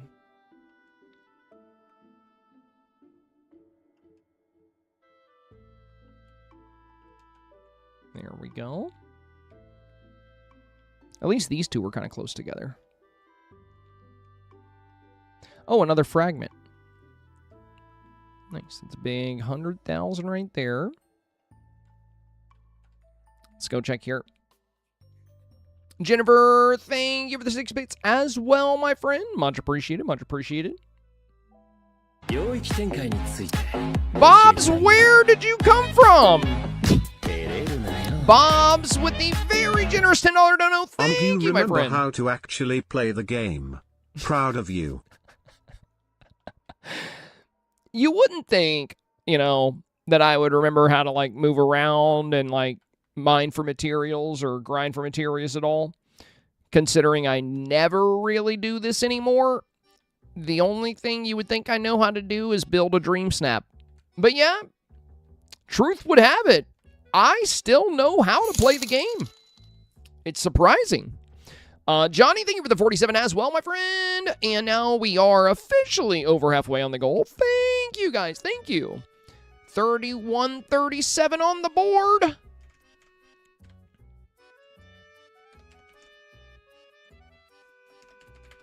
Big goal number 242.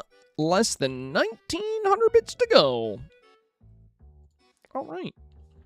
I've been lurking. I never know. I never know when you're around, Bobs. You just come out of nowhere. Because we usually see you on Mondays and Tuesdays. But a lot of times your schedule doesn't allow for you to... Oh, a level 3 core. Money. Your schedule doesn't always allow for you to be here on some of the other weekdays. So, yeah, I'm always surprised to see you. You know what they need to add to this game? Gambling. I want to have a Dreamlight Valley casino where I can just put it all on black. I would take, the 10 million star coins I have right now and just let it ride until I'm broke. Oh, a moonstone chest. Let me gamble with my moonstones, too. Let me gamble with real money. That'd be fun. What's more Disney than that? Yeah, what's more Disney than gambling?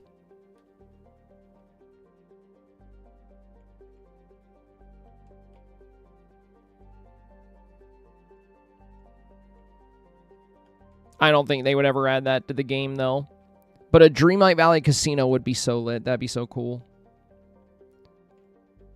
Also, like, Las Vegas-themed decor to, like, go with it. Like, some Vegas-style houses and stuff. Dude, that would be awesome. But who would run the casino? Like, which villager? I mean, aside from Scrooge, I feel like he'd probably be, like, the person that runs it. But, I don't know who else. Mickey?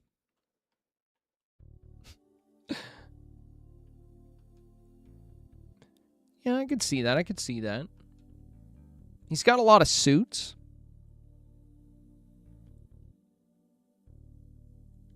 He's on a hot streak, boys. Kick him out. I mean, House of Mouse was basically a nightclub. Okay. Well, I don't have the best Disney knowledge, Like, I can make cool pictures. But you guys are far more knowledgeable on all things Disney than I'll ever be.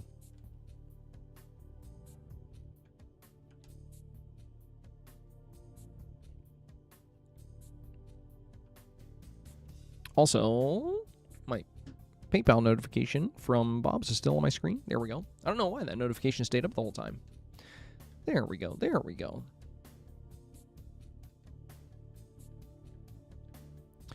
We need a Sugar Rush biome to put Vanellope's god-awful house in. Okay, I actually agree with that.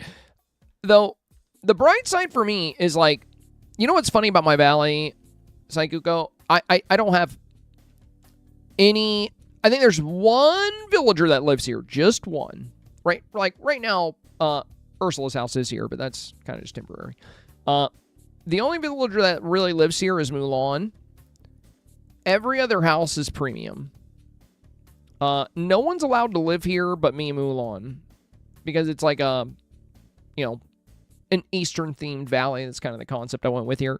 But, yeah, we don't really have a good area. I mean, we have some mid areas for her house when it comes to, like, fitting with the aesthetic. And you have, like, the candy path and stuff. But, like, yeah, an actual candy biome with, like, candy trees and... like, I feel like that would be pretty sweet. It'd be pretty... Yeah, I could see that being nice to add, though, for sure. Be a good addition. I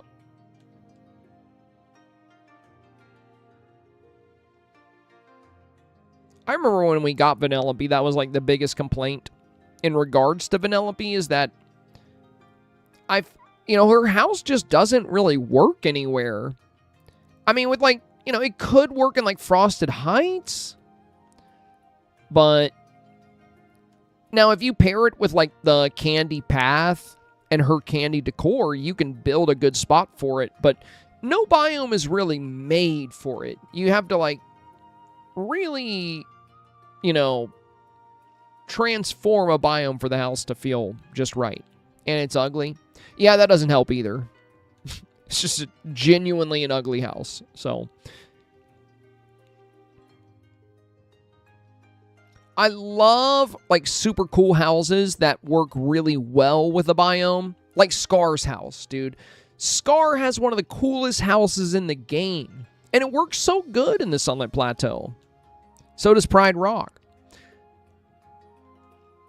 And then villagers that have like a very regular looking house, like Tiana, like those will fit in pretty much anywhere, maybe not like a desert or Frosted Heights, but because it has no snow on it, but like Meadow, Glade, Plaza. Oh, another level 3 time core. We're getting rich. We're getting rich. Okay, nice.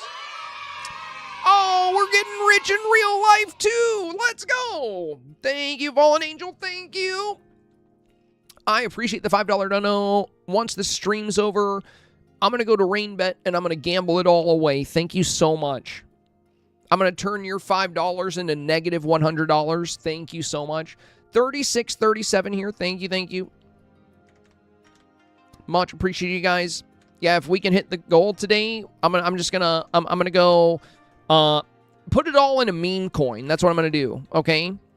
So you guys send me your hard-earned money you guys worked hard for, and I'll invest it in poop coin, and I'll lose all of it, and then I'll beg you guys to help us hit another 242 goals in a row so I can put it on poop coin again. I'm just kidding, guys. I don't do that with the support you send. I'm actually very frugal. I don't spend very much money at all. I actually paid off my car recently, which is really nice. And I don't think I have any desire to get a new car. Simply because, my car's paid off. Like, why would I want a new one? Like, why would I want another car payment? I was paying for that for a while. I do spend a little bit on Pokemon Go here and there, but not a tremendous amount. So for some of the raid events, I'll buy, like, raid passes. But I don't buy the remote raid passes because they're way too expensive. And also, I just don't see the point of, like, doing the remote raids as much. The whole point... Oh my god, another level 2 time core! We're getting so rich today! Yeah, we're going to be banking this run. I think we've got a level... Oh, sorry, level 3 time core. I think we've got a level 3 time core, like 3 or 4... I'm getting excited. 3 or 4 times now? We're looking pretty good. But yeah, the whole point of Pokemon Go is to Pokemon Go outside. Go out. Oh my god, do you guys remember... what was it? 2016, when, like, during, I think it was Hillary Clinton, in her campaign, she was like, you should Pokemon Go to the polls. I can't lie, I thought it was pretty funny. I thought it was pretty funny. Apparently, a lot of people thought it was cringe, but, like, I still think it's funny. Pokemon Go to the polls. And I can't remember if I did play Pokemon Go when I went to the polls, but I probably did, because in 2016 I was playing nonstop.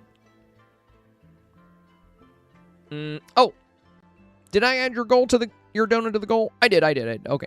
I just wanted to double check there. Want to be sure. I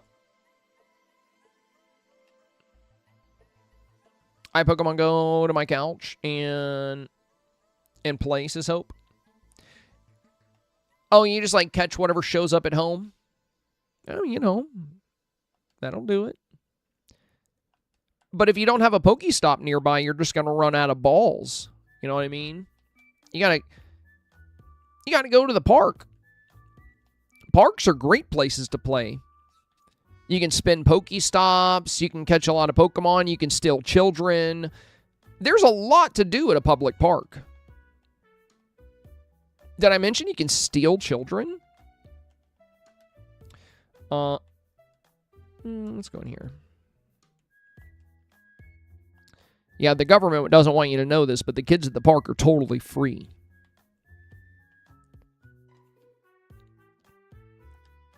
Adults, too. You know, if you're feeling a little extra wild. That's how I got Ashley and Samantha in my basement.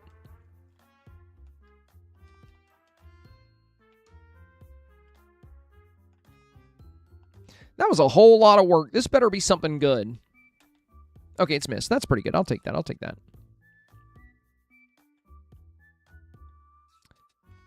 All right. I don't want kids. Cats, on the other hand. Oh, yeah, you can never have too many cats. And you're going to have a cat for your cat. And then eventually your cat's going to need a cat. And then if you have 3 cats, it's an odd number, which is not lucky. So then you need 4 cats. But then you're almost halfway to 10. So you got to get 1 more cat, because then you have 5 cats now. You're halfway to 10, which is a good number. But once you have 5 cats, you might as well go ahead and just go to 10 cats. Just have 10 cats at that point. Because now you're in double digits, and now you got something to be proud of. All right, Piglet's about out of juice here. Matter of fact, let's go find another villager. And let's drop some stuff off in this box, too. Let's go and drop some stuff off.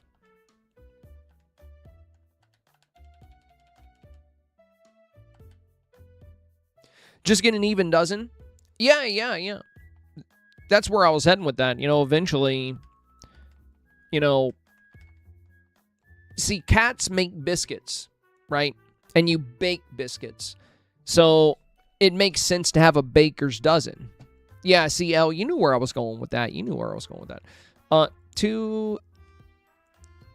This right here is 800,000 star coins. This right here. How about that? How about that, you guys? And I just mean the time cores. I don't mean any of this other stuff. I don't mean any of this. Only thing that sucks is like getting these pieces kind of sucks. Like, I feel like I shouldn't even sell these. The radiators, the ancient magnets, they're worth 75 a piece. It's crumbs. But fragments worth 1,000 a piece. And time-ending gifts, like the fire extinguishers, are worth 500 a piece. But level 3 time core is about the best dang thing you can get.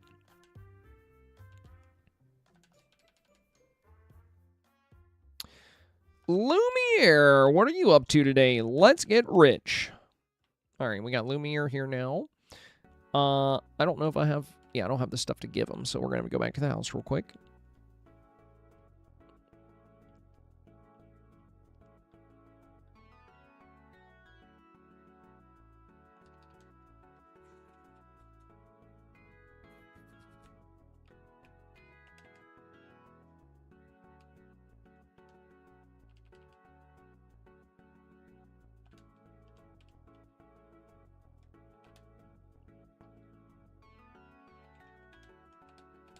Grab a couple rubies.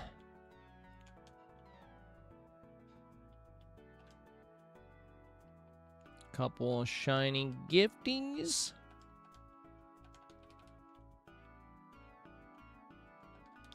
All right, Lumiere.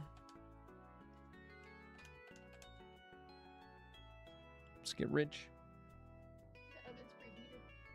Okay. How long does it say it takes? 50?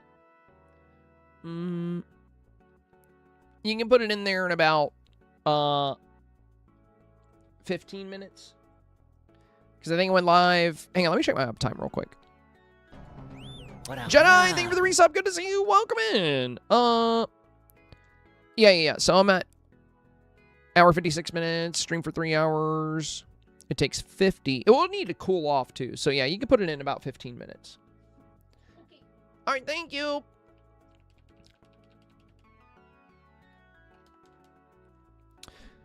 I've never tried this fajita mac and cheese we bought. I was ordering my groceries. I do the Kroger delivery. I don't know if you guys have Kroger's where you are. Some of you do, I'm sure. But I really like Kroger's private selection brand. I've never really gotten something from the private selection brand that I disliked. It's really good. It's like their store brand, but the high end. Usually like good quality food. And I don't buy a lot of frozen meals. I almost always do meal prep because it's way cheaper. But this fajita mac and cheese, when I was ordering my groceries, it was on sale. It was like a ridiculously good deal. And I was like, well, that looks yummy. So for the first time in probably like... Actually, I'll be honest, I can't remember the last time I bought like a frozen dinner. I really can't. What I typically do each week for breakfast, I almost always have the same thing. I do either a chorizo omelet or a chorizo scramble. Because getting some protein early on in the day helps keep my appetite down. And it gives me good healthy fat to like, get my body burning fat, which is nice. So for breakfast, it's usually 2 eggs, a little handful of chorizo. Oh my god, another level 2 time core. We are so rich on this run. And I do, once the eggs are scrambled, and I usually cook the chorizo in like a big batch and make like a week and a half's worth at once. And I get the chorizo from Whole Foods because they have really good chorizo. The chorizo at Kroger is horrible. It's probably the worst chorizo I've ever had. So I don't get the Kroger chorizo at all. But the Whole Foods chorizo is very reasonably priced. I think it's only like about $6. And it is delightful. It's very well made. I don't buy much from Whole Foods because it's just so expensive. It's so pricey to get stuff from Whole Foods. I literally go in there for the chorizo. And that's about it. Every once in a while, I might get one of their cookies because they do have, in their little baked goods section, they have some good cookies. But I try not to eat too many sweets. So yeah, anyway. For breakfast, 2 eggs. It's usually probably about like somewhere between a 1/4 cup and a 1/2 cup of chorizo. And then once the eggs are scrambled and the chorizo's nice and hot, I put in a few tablespoons of pico. Well, before the pico, I add shredded pepper jack cheese. So a little sprinkle of shredded pepper jack to melt in there. And then a couple of tablespoons of pico at the end when it's done cooking. And then I toss it all. Or if I'm making an omelet, I fold. And then breakfast is ready. Only takes a minute to make. Very quick. And eggs are cheap, Eggs are... even when eggs are expensive, it's still not a very expensive food. Now it is if you eat a whole lot of eggs and you're feeding a whole family. Yeah. Eggs can get pricey. Luckily, where I am, egg prices have been very reasonable. Anyway. That's my typical breakfast. If I'm in a hurry, I'll have like a protein bar or granola bar or something. I almost always skip lunch. I rarely have lunch. I just usually, with my ADHD medication, that's why I try to make sure I have a good, healthy breakfast, because as soon as I take my medication, I have maybe 15 minutes before my appetite is completely nerfed. So I'll have my breakfast. I usually don't have lunch. And for my dinners, I always meal prep. I bulk cook because it's so cheap compared to like buying frozen meals or going out to eat. You save so much money. What I've been on lately has been that white chicken chili recipe that I shared with you guys recently. I've been cooking that white chicken chili now. I don't know if George's getting tired of it. She likes it, though. I don't think she's tired of it. I've been eating that white chicken chili now for every week for the past, 5 weeks. And before that, it was my buffalo chicken. I would do buffalo chicken, potatoes, and buffalo chicken, rice, buffalo chicken dip. Now I'm on my white chicken chili arc. So I cook a big batch of white chicken chili in my slow cooker. And I'll usually have that either with rice, or sometimes I'll have it with, usually I have it with chips, a little bit of sour cream, and either, Texas Pete or Taco Bell fire sauce. I actually really like Taco Bell's fire sauce. It's tasty. I like it. A chorizo sandwich. Yeah, that sounds delicious. Why? What are you talking about?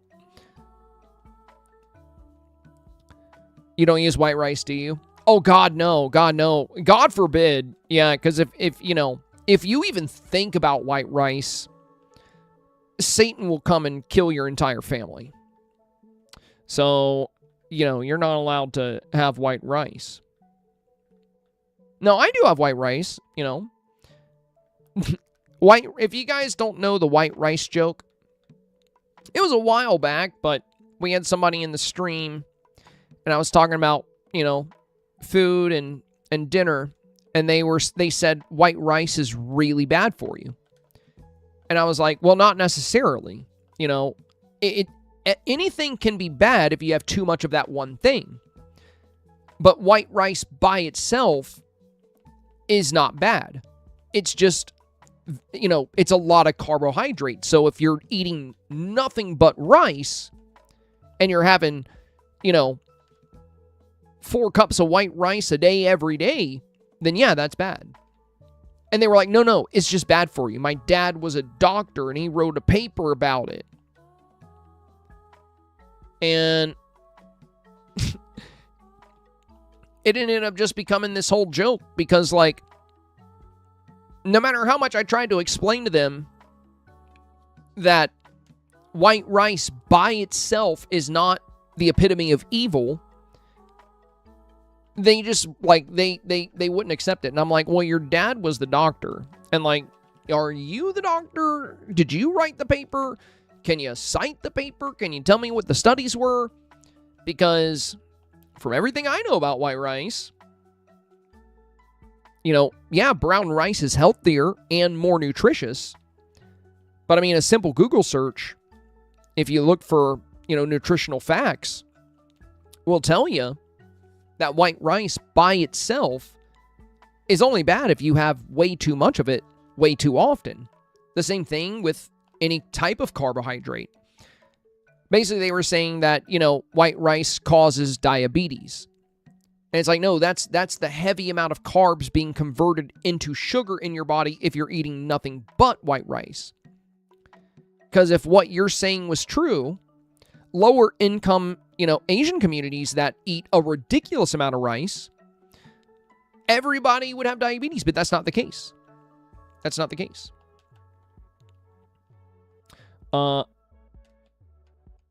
Reminds me of those people on TikTok who started saying their dads were all doctors and saying beef tallow and raw milk is good for you. I didn't see anybody saying their dads were doctors when they said that. But yeah, I think the whole thing with raw milk is, the risk with raw milk is that it's not pasteurized, so it could carry contaminants. But the argument from people that are pro raw milk basically state that, there's not much risk if the cow is very healthy and well taken care of. But I mean, people were drinking raw milk a lot back in the day, and I feel like if it was just killing everybody, they wouldn't have been. I think pasteurized milk is better, for sure. Because you want it, you don't want to run the risk of anybody getting sick. And also, everybody's body is a bit different. For some people, raw milk and like beef tallow could be very good for them. I don't think they would be adamant about it if they were just constantly getting sick or if they were malnourished, you know? So for some people, that might actually be the case.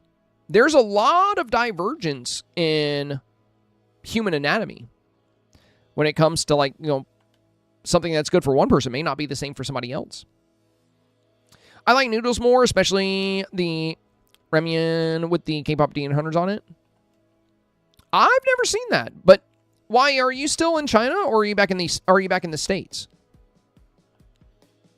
You have to know where it comes from, says Fallen Angel. Exactly. I think that's the big thing.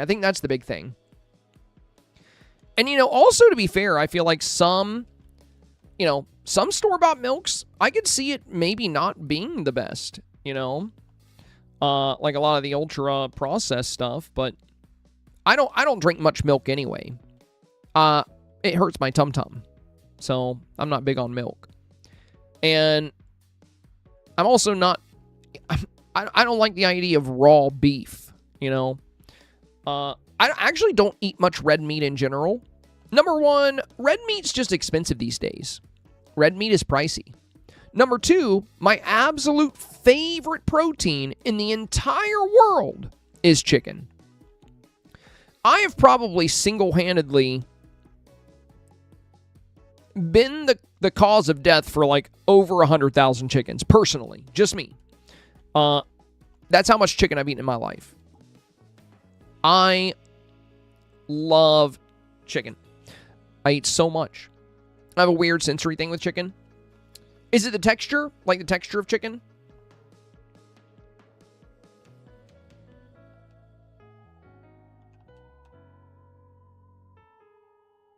Costco rotisserie is top tier for a cheap fix. Ooh, I've actually never tried their rotisserie chicken. I do love a good rotisserie chicken, though. I'm gonna have to... I don't know if I... Well, I know Jordan's mom has a Costco membership, so if I ever use her membership, I'm gonna take you up on that, Nomi. I'm gonna try their rotisserie chicken. I'm gonna give that a try. What's cool about rotisserie chicken too is that it's usually very cheap for like just a whole rotisserie chicken, you know? It's already cooked. But for the way I do my meal prep, I do most of it with the slow cooker, so it doesn't take too much time. So even when I make my white chicken chili, it doesn't, you know, it's maybe like 30 to 40 minutes. No, it's probably more like 45 if you include cleaning, storing, you know, like, and the cooking. Now, it takes like a good 6 hours to make in the slow cooker, but, you know, all I have to do is dice and saute a couple of onions, a little bit of garlic. So I got to mince some garlic. I got to dice an onion or two. I got to saute them. That doesn't take very long. And aside from that, I just put everything in the slow cooker. And then once it's almost done, I got to scoop out a good bit of the chicken broth and some of the beans. And then I put that in my food processor with about 8 ounces of cream cheese. And I puree that. And then I pour it back into the chili mix. And then I take, you know, when I do that, I also have to take the chicken breast out and shred them. And then it's just like, you know, putting it in containers and storing it for the week.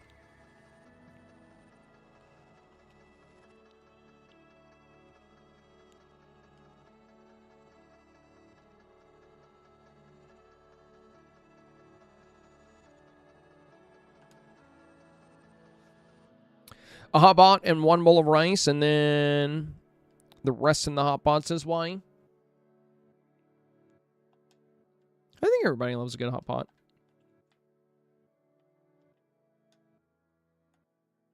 We actually got a lot of time course this time. I wonder if I should sell these or if I should just make like a whole buttload of machines. I'm just going to sell them. I feel like I don't really need more machines. Then again, with how powerful time bending is now, like, I could easily make an ancient vacuum for, like, every single biome in the game. and even sub-biomes, you know?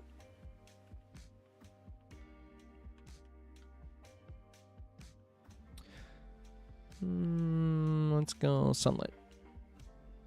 We found a place that delivers chorizo sandwiches. Hope it has chimichurri sauce. I haven't had in ages. I've never tried chimichurri on chorizo. That sounds good.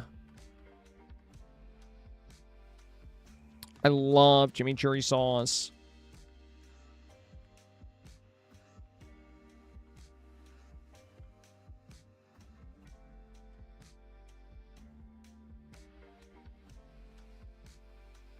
I feel like this one's pretty far away.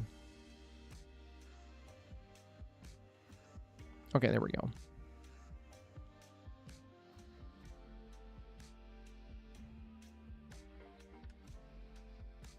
Yeah, Forest Maiden. I could have one in every biome, but I have enough of them, and I don't really want one in a lot of the biomes. Like, I don't want one in my plaza. I don't want one in my meadow. Like, I don't need more oregano. I don't need more basil. I don't need more softwood. And if I want to remove night thorns, I can literally, I always keep one favorited. And with the favorite tab, I mean, you know, you just go to favorites and it's right there at the top. Then you can just drop it.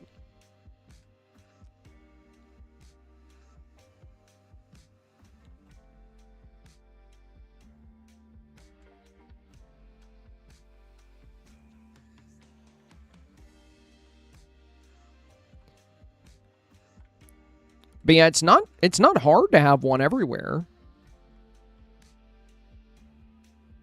I just usually sell the extra components. Like, even before the time bending thing got super strong, whenever I would time bend for mist, you know, I've sold enough cores to probably make enough ancient vacuums to place like 4 ancient vacuums in every biome in the game, including DLCs. So I could do that. And I'm wondering if right now, since it's so powerful, like, maybe I should just do it just because. But I don't know. I probably won't.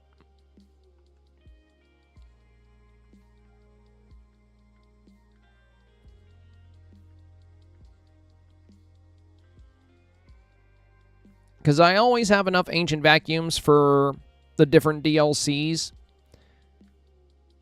And I don't really need any materials from Storybook Vale or Eternity Isle. I usually just use the ancient vacuums in the new DLCs.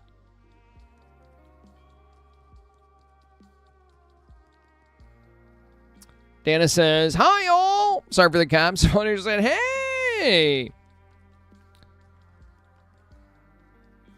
I haven't decorated the way I want yet because my husband promised me a Switch 2 for Christmas, and I'm currently almost at the 600 regular item limit for Switch. The 600 unique items.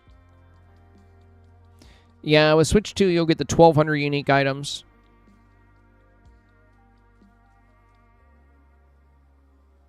And then your global limit on Switch is only... yeah, it's only 3,000.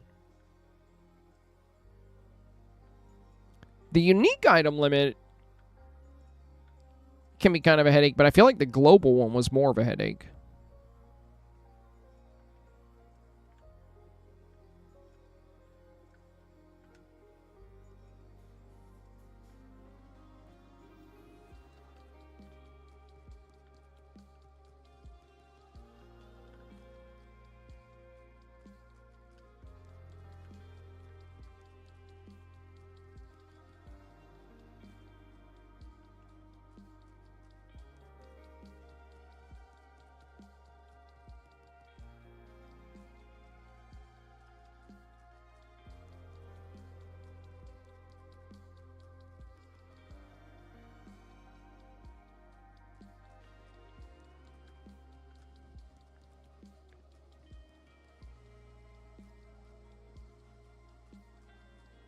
Dan said I play on Switch 2. My hubby Think that we get you on. Love my Switch too. It is my first console that is just mine and not shared with my kids or husband. Nice. Yeah, every gamer should have, you know, their own little console, their own little setup. You gotta have something for you, you know. I mean, I get sharing with the kiddos and stuff, but it's just healthy to have something that's, you know, if you're really into gaming, it's healthy to have something for you.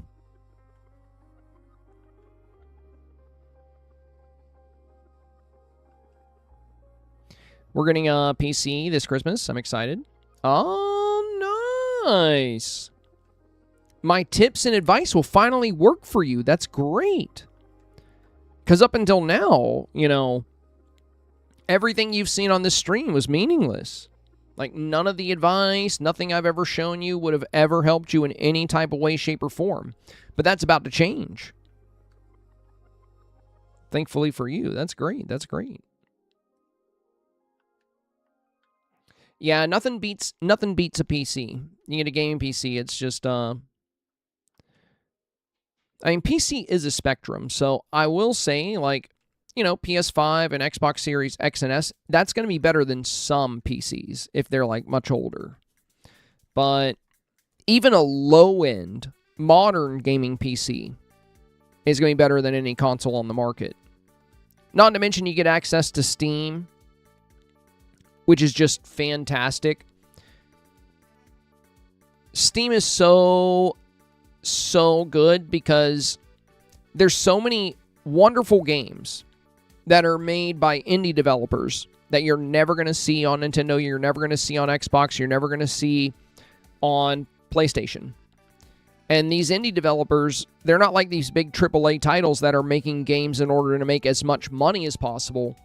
They're typically made by people that just do it for the love of the game. You know, they just absolutely love gaming, and they, you know, they want to create something that expresses that love. And it's usually some of the best, like, friend games, like stuff you can play with friends.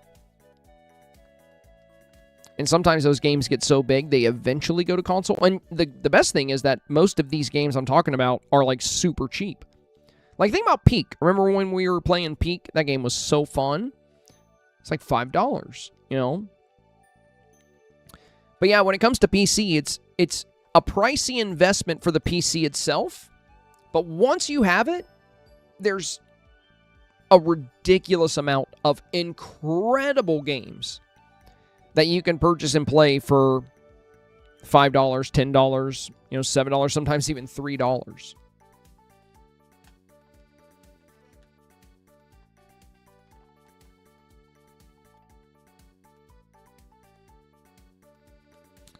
BTD6, I'm not sure what that is, since it's abbreviated.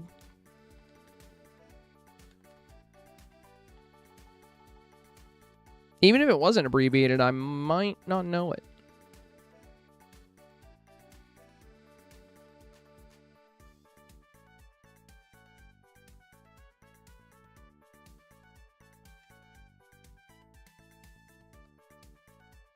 And this one seems pretty far away.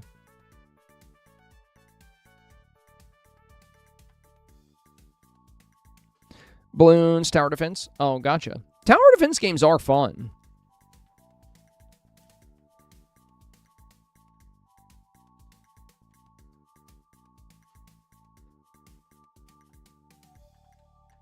Back when I played StarCraft, I used to do a lot of tower defense on that game.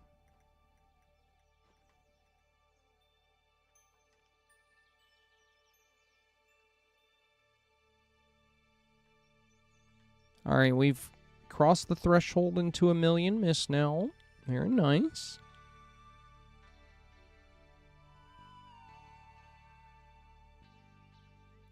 I was going to get him a PS5, but he said something about PS6 coming out soon, which I haven't verified, so he wants to wait for that, apparently.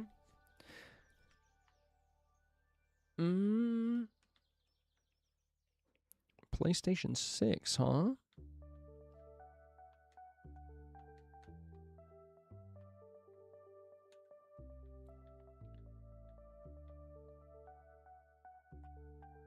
See, that's another reason why I think PC is the way to go, because you can like, a PC can be upgraded over time.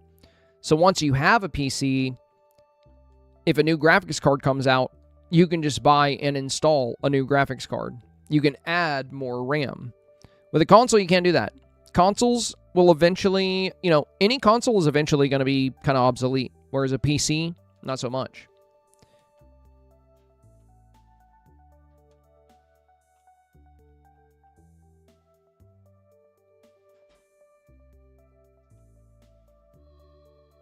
I started gaming when Destiny launched. I started gaming the moment I was old enough to, like, hold an NES controller.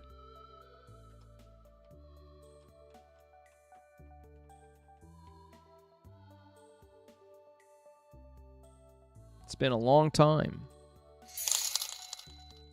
Yo, Jennifer, thank you for the 200 bits, my friend. Heading out, have a great evening. You shall be missed. You shall be missed. Thanks for kicking it with us today. And thank you for the big 200 bits on the way out, my friend. Getting us closer to the goal here. We are now less than 1,200 bits away. Have a wonderful night, Jen. Have a wonderful night. Yo, Bell B with the 300 as well. Thank you, Bell. Thank you. Wait, where the heck is this? I think it's like back here. Oh my gosh, dude. This is annoying. Do I have to go all the way? Oh, I can't even get back there. Of course, of course. Thank you, Belby. Thank you, Jennifer. We are now less than 900 bits away.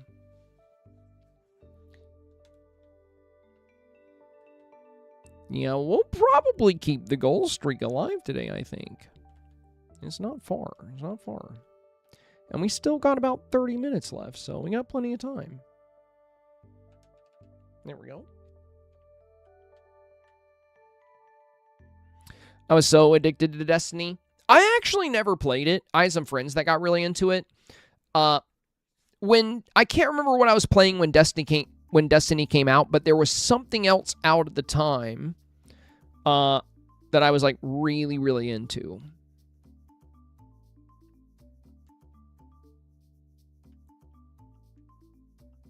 But yeah, I had a lot of friends that were super into Destiny. I mean, I have like played it. I just didn't like play it. Like I played it like on one of my roommates on my roommate's account just to get a feel for it. But yeah, it was super fun. Very cool game. Oh my god, there's another one back there that I missed. What the heck?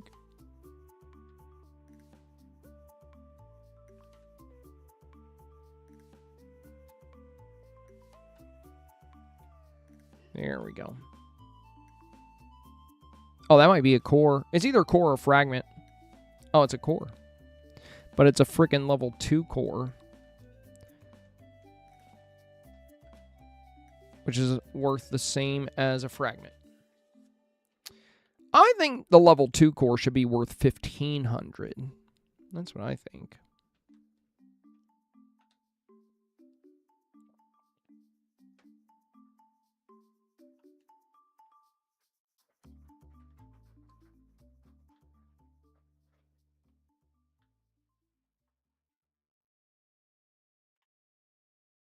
Looks like we gotta go deep down here this time. Kind of cool that we got to spend a whole stream time ending. We've been able to rack up a lot of mist today and a lot of star coins. I should be set for a while. I just wanted to take advantage of this just in case they do change it.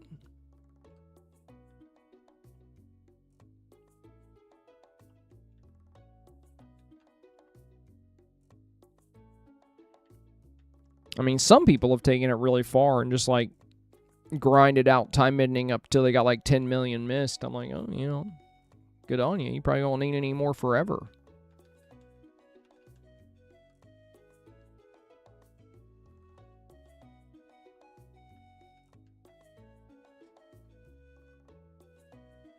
I really wish the devs would let us have each house as a furniture item we can buy more of.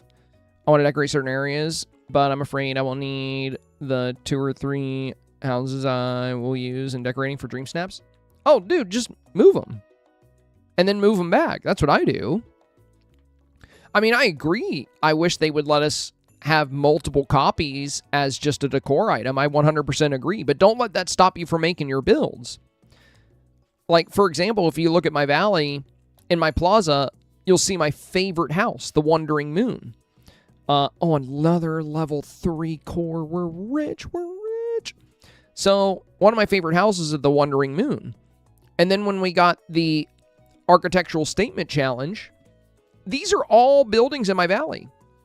My whole valley is this theme. But I just took all of the houses and put them on a floating island.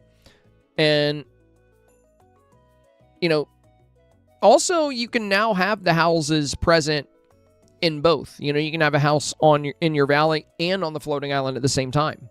But even before we were allowed to do that, I would just put them on the floating island, and then after I got my Dreamsnap, I would put them back. I mean, it doesn't take too long to just put them back where you got them.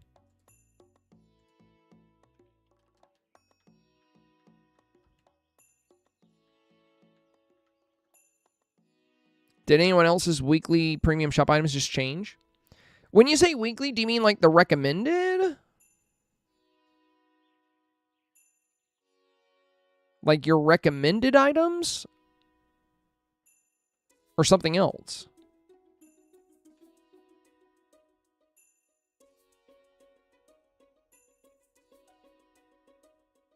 Well, it all... So most of it changes weekly, Wolf Spirit. Most of it does. The featured changes weekly. The Spotlight collection changes weekly.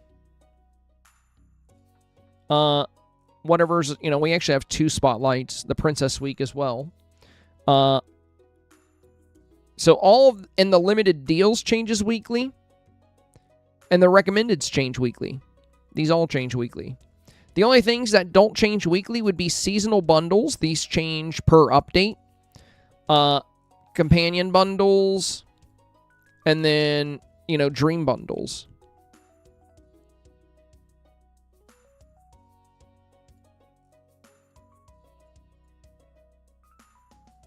Yeah, Wolf Spirit. That's semantics. If you don't buy anything, and it doesn't change everything, by the way. So in your recommended tab, when you buy one thing, it'll replace it with another thing you don't have. But that doesn't change what I'm saying. This changes weekly. It does both. It does both. So if you buy anything from the recommended, a new item will take its place. But this changes weekly. So that's why I was curious if you're talking about, like, were you saying everything in your shop just changed? Like, or are you referring to, like, one specific section? That's what I'm trying to figure out. Because, yeah, nothing in the featured should change. If anything in your featured or your Spotlight collection changed, that would be weird. That's why I was asking you, because if something changed in your recommended, I was going to say, yeah, because you bought something. Should I get the Seashell Pathway from the Castle Bundle? I did. I actually didn't want the Castle Bundle at all because I don't ever think I'll use it. But I did buy...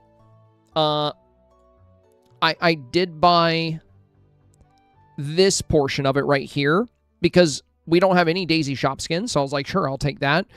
You get the well, too, which is pretty cute. And then you also get the seashells. So I just bought this because I'll never really use this. I like these, but I like the ones I have a bit more. And I'm never going to use this. It's really cute with the balloons, but it's not for me. I'll never not have my Mulan Valley. Yeah, the one Senpai bought I got. Yeah, I think I feel like it's a lot. It's a lot of moonstones. So, like, rather than just buying the whole thing if you're not really going to use it. Because if you want to buy the whole package, you know, you're talking 5,600 moonstones, which is only 2,600 more than just getting the shells and the daisy shop. But for me, it would have been 2,600 moonstones more that that would just be wasted, because, like, I'm not using this castle. I'm not planning on using these. And there's plenty of other things I can use instead of these two, you know, like the Shea Remy or the Screw Shop. So, yeah, I just bought the ones with the shells here. Lisa, welcome back, welcome back. I love your Moon Lawn Valley. It is fun. Sunshine! What is best way to snap a really pretty colorful sunset beach scene? It would have to be on the main valley, right? Yeah, absolutely, absolutely. Unfortunately. So, if you're doing the sunset, and thank you for the bits, my friend, we are now less than 500 away. So, a lot of people actually are not super aware of this, but the sky for the sunset is totally different in the valley compared to floating islands. So on a floating island, your sunset, just look at the difference here, guys. Look at the difference. It's crazy. It's crazy. This is how your sky looks at sunset here. So you get a nice blue, and then you get a little hue of purple, and then it's kind of white. It's like this grayish texture, right? You see all this? The clouds are kind of pretty here. They have some gold. But note the color of the sky here. So blue, a light hue of purple, and then kind of this gray color or whitish color around the sun. Now, in the valley, totally different. So if you're trying to capture like a really beautiful sunset scene, you're going to get a lot more bang for your buck in the sky, that is, with the actual Dazzle Beach biome. I wish they would change things a little bit here, but yeah, look at the sky here. Note that white that was around the sun. Remember all that white we were just looking at? Now it's gold. And look at how much more defined the purple hue is here. The purple band is about 4 times wider. And then we have the deep blue. So, yeah, if you're trying to capture a beautiful sunset, the meteor shower isn't going to floating islands either. Yeah, we've gone into very heavy detail about that on refresh day. On refresh day, you know, we always go over the new premium items, and we spent a lot of time talking about the meteor shower. I don't really like it in either environment. I think it's pretty disappointing. But yeah, it's way worse on the floating islands. Like in the valley, at least you get some pretty big meteors.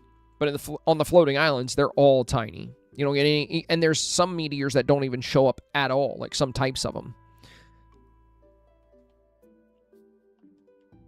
So much prettier, absolutely. Fallen Angel, thank you for the 65, my friend. Much appreciated. Less than 400 bits now. Very nice, very nice. Looks like the streak continues today. Wonderful, wonderful.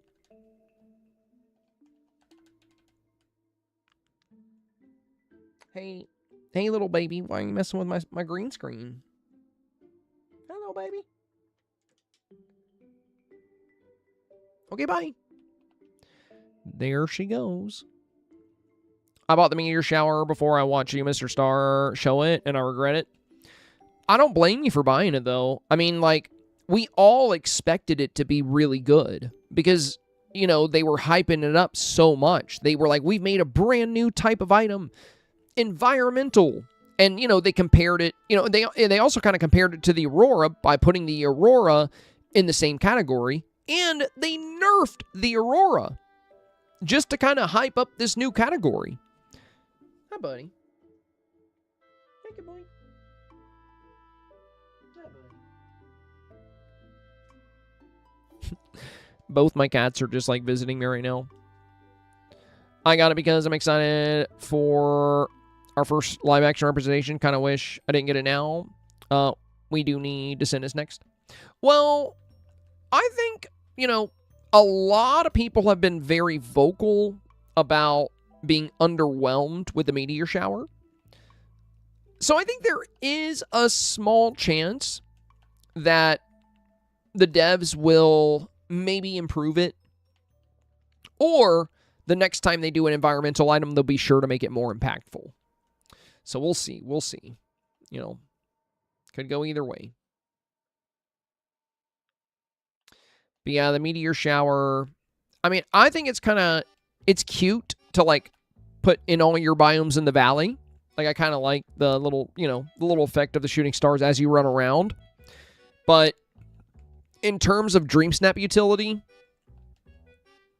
it kind of sucks. The regular shooting star item, I think, is even better. How many people are building a snap-re, eating canapes in your best friend's penthouse? That is a good question. I don't think I've seen anybody doing that yet. And thank you, guys. Thank you. Sunshine knocking out the remainder of the goal here. Another beautiful, generous 400 bits here. Fallen Angel, thank you again for the 65. And Sunshine with the previous 400. So we have now officially hit 242 consecutive goals. The streak continues. Pretty crazy to think about, guys. Pretty crazy to think about. I mean, just think about that for a second, dude. Out of the past 242 streams we've done, we have not missed a single goal.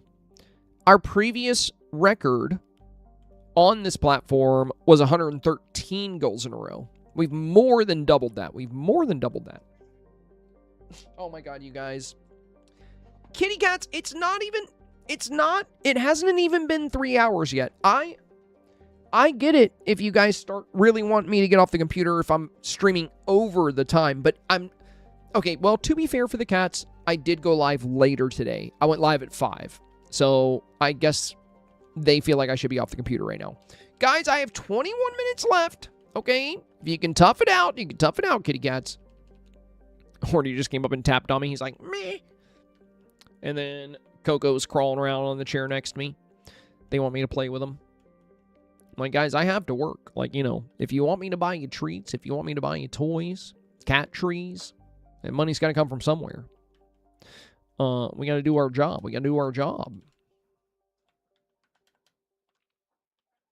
It's okay, buddy. Hey. It's okay. Don't chomp my knee. Come here. Come here, buddy.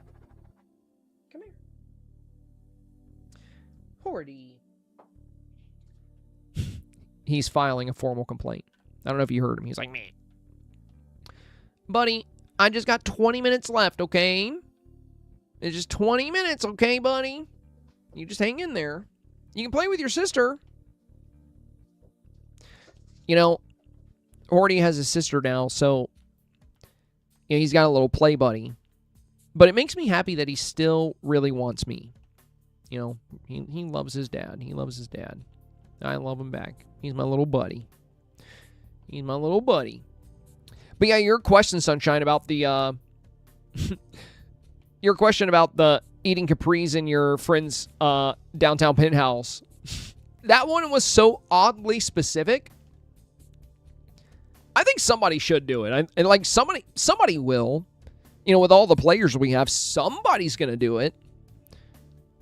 It's just it's just kind of funny. It's just kind of funny that it's on there because so far, what I've seen is pretty much everybody seems to be on either the beach or the ranch. But also what's neat is you do not have to do either one of those. Your summer vacation destination could be literally anywhere, wherever you want to take a trip to. But I do think a vast majority of the snaps this week are going to be either ranch or beach. Ranch for the people that, I get why a lot of people don't want to do beach. Because we've had a ton of beach challenges throughout the history of Dreamsnaps. Ocean Views was the second theme ever. We've had a lot of pirate snaps, which kind of go hand in hand with the beach. We had Beachy Bliss 14 weeks ago. 13 weeks before that, we had Seaside Chic. So there, you know, we've just had so many beach snaps over the years. And, you know, I feel like some people just don't really feel like making a beach scene because a lot of those feel like they were more recent than they actually were. And also, we haven't had too many ranch challenges. You know, we've had, I think, like maybe 2 themes where the ranch concept was like the big one. So there hasn't been very many. You know, there hasn't been a super high number of ranch themes.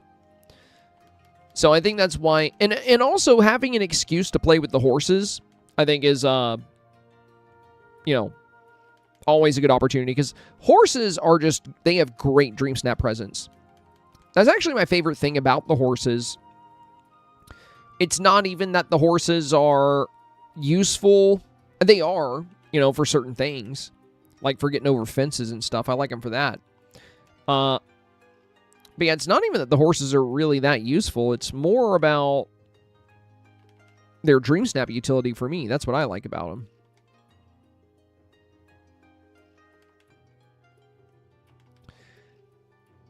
I'm not sure which one I'll do yet. I'll probably do beach, though. Like I mentioned, I grew up on the coast. I spent a lot of time at the beach. I like the beach.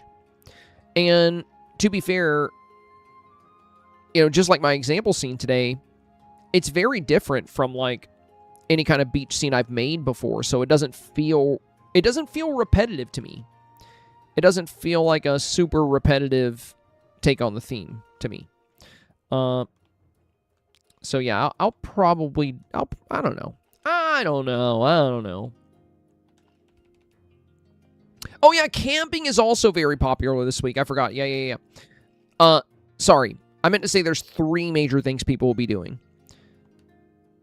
I even talked about that in my YouTube video. I don't know why I left that out. It's also in the example photo, so I think a lot of people are going to do camping.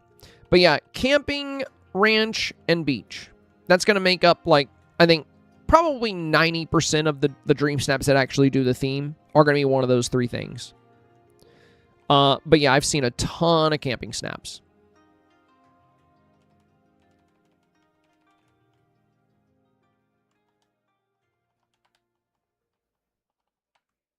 And camping's another one we haven't really... I mean, we've had themes that work for camping.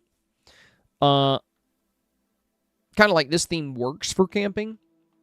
And we've had a couple of camping snaps, but not nearly as many as we've had beach snaps. Claire said, I'm in Florida. No, I am camping in the summer. Well, just imagine that you're camping outside of Florida. I mean, you know, you could always go much further north for your camping. No one's, you know, it's a summer getaway. You got to get away from Florida.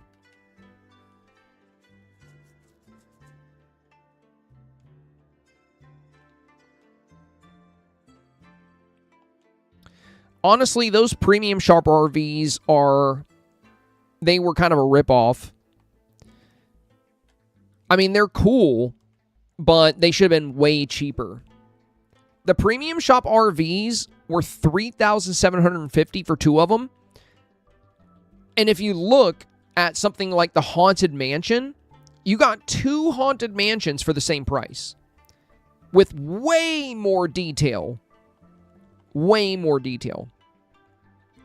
I mean, the little camping RVs are cute. I have them, but I think both of them should have been $3,000. It should have been $3,000 for both, not $3,750. It was like kind of unreasonable. In fact, I was still doing my premium shop reviews at the time. That's before I was doing the weekly Dreamsnap tips videos, and I was just doing premium shop reviews. And I kind of ripped those RVs apart for their cost. There's just no reason they should have cost that much. Like, they're cute, but not 4,000 Moonstones cute. Especially when you look at what you get, what we've got in the past for that same exact price. So, let's go up here real quick. I'll show you what I mean.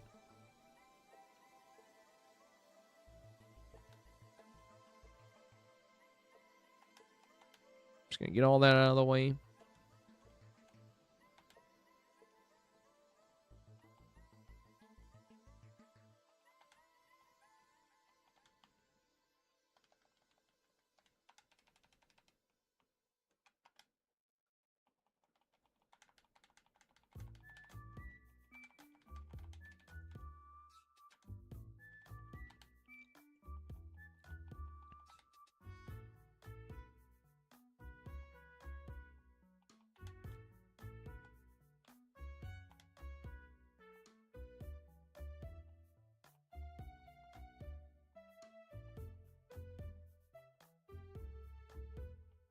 That whole update too, when these vintage campers came out, that update was one of the most money-hungry updates we ever saw in this game. There were so many overpriced items. It was actually crazy. I think that update actually pissed a lot of people off, but they did end up doing much better in the next update, though, thankfully. But okay, right? 3,750 moonstones got you both of these. Right? The same exact price. Same exact price for this.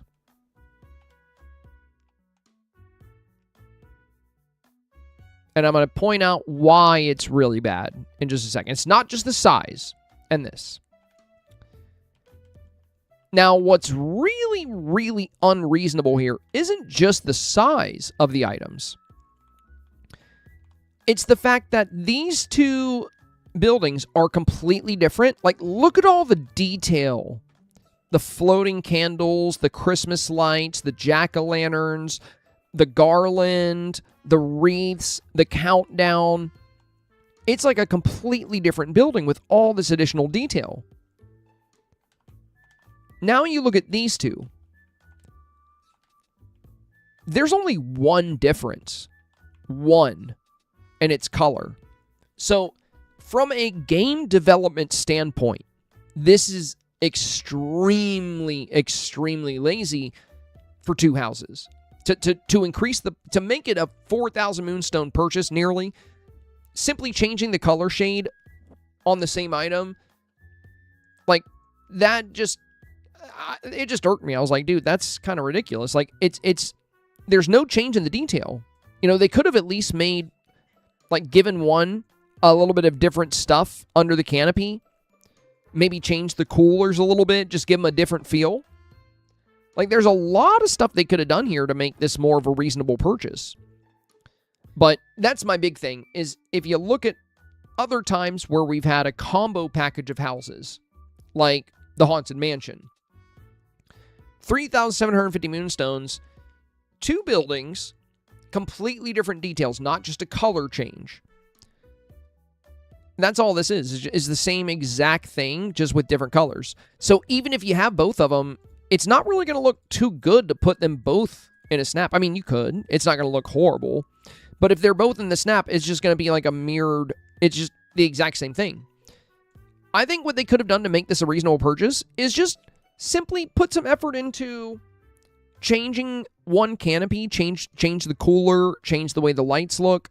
Just make it slightly different than the other one. Don't just change the color and then give us both of them and mark it up by 1750. You know, that's kind of what they did there. And also, you don't really need them. You don't need them at all. You can just use Buzz's RV. If anything, Buzz's RV has more detail. It looks better. Oh, another level 3 time core. Let's go. But yeah, Buzz's RV looks better. And I see a lot of people use his RV. But yeah, it just wasn't a very reasonable price point on those items. That was the big thing. Just wasn't a very reasonable price point. So don't feel bad about passing on it. I actually recommended in my premium shop review of that item that everybody pass on it. I was like, you know, this is probably one of the worst premium house sets to get. Yeah, it's good for camping and stuff. It's good if you want an RV, but we have a free one that looks better. Sure, it doesn't have the cooler, but you can add popsicles, and it has a cooler on the roof. And also, it has much better detail. Like, look at this little thing. It's got kind of like the mud pattern on the base. It's got these blue swirls. There's, like, camping luggage strapped to the top. I mean, this just genuinely looks better.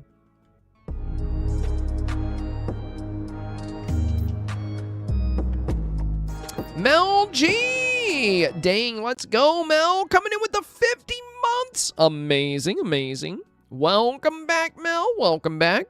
Hope you're doing well. Good to see you. You got me for 8 more minutes, Mel. I'm here for 8 more minutes. So kick back, relax, and enjoy your time in the stream. Yeah, I dig his RV. Yeah, his RV's cool. I mean, don't get me wrong. If you own those overpriced RVs, they're still really good to use. They're cute. They're just overpriced. So if you do have them, don't feel like you got to use buzzes, because the cool thing with those particular RVs is that they do feature the little canopies. They do feature a little cooler. Oh, and then I forgot to mention another thing that really grinds my gears about those camping RVs. You can't decorate under the canopy. You can't put chairs there. You can't put anything there.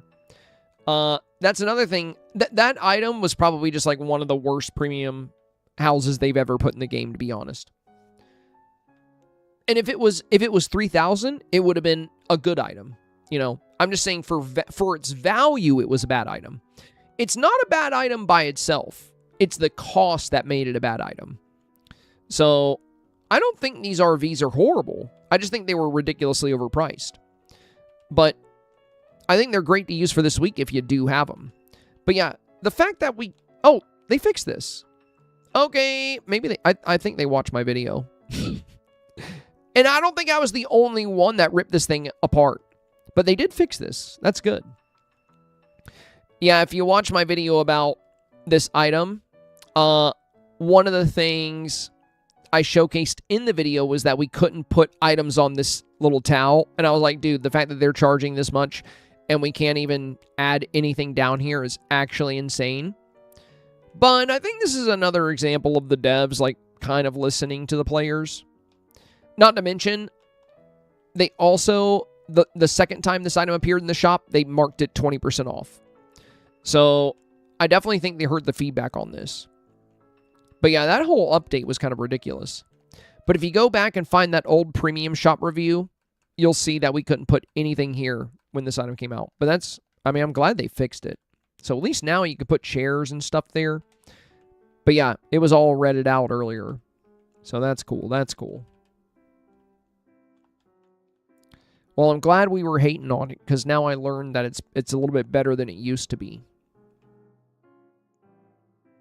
It's a good thing to, like, hate on stuff, because then you learn about it, you know? So it's the advantage. That's why we should all strive to be as petty as possible.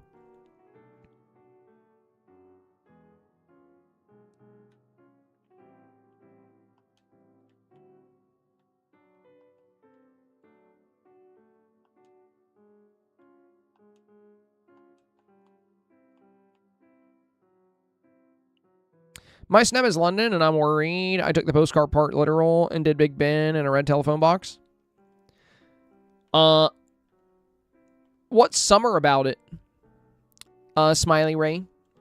I think that sounds like a cool postcard, but it's not. The challenge is not just postcard. It's Postcard Summer. So is there anything that feels summer-esque about your photo? And if the answer is yes, you should be fine. As long as it's obvious to your voters that the theme you've created is Postcard Summer, you should be okay.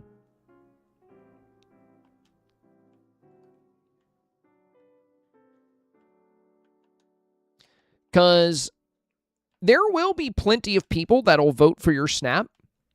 You know, like Sunshine here. I would vote for it.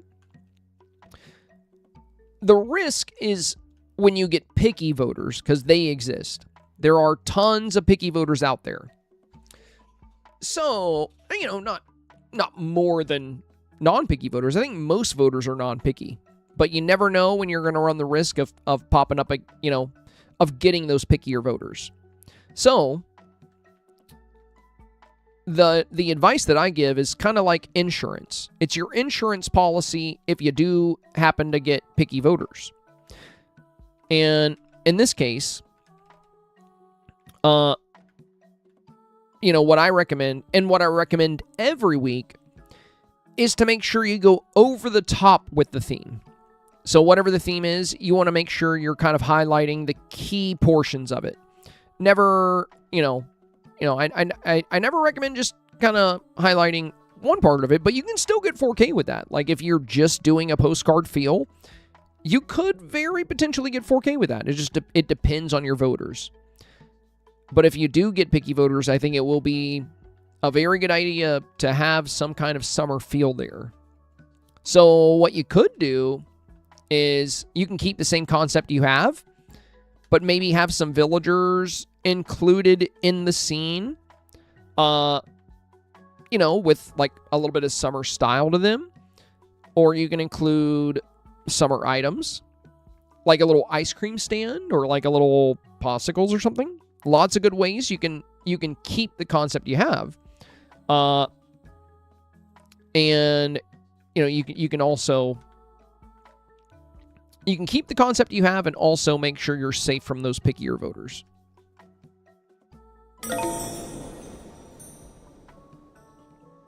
Sunshine with a gifted sub to Smiley. Very kind of you, very kind of you. Lisa said, for M6 for UD. Yeah, indeed. Wow, well spoken as always, Lisa. You really are just a modern day, philosopher. It's amazing. Period. Yes. Go off, Queen. Amazing. Just so well spoken. How do you even do it? I don't even know. That's just incredible. Makes my head spin trying to comprehend it, honestly. Great insight. Indeed. I was walking, I typed that. Well, I love when you guys keyboard mash. It's always fun. It's always fun hearing your deep thoughts. The button mashing and the pocket text, that really allows us to see the real you. You know what I mean? That's when we really get into what kind of person you are. And what you said there, especially the figure, I feel like I have even more respect for you now, because not everybody's brave enough to say something like that.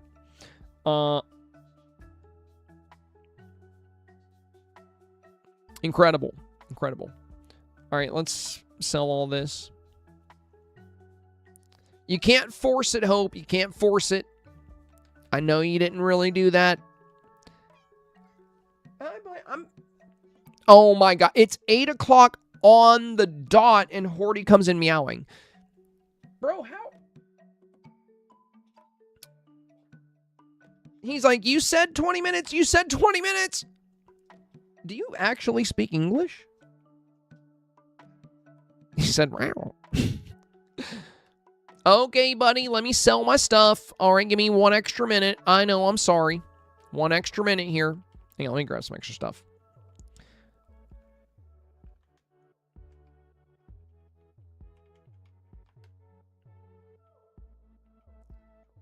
I would try to read your impromptu pocket text, guys, but my cat says I have to go. So let's see how much money we made on this second run. We've already made 2.5 million star coins today. So let's see what we close out with here. This run, I think, might be... Well, we didn't get to do as long of a run, but I think it still might be actually a little bit better. Because we got way more cores this time.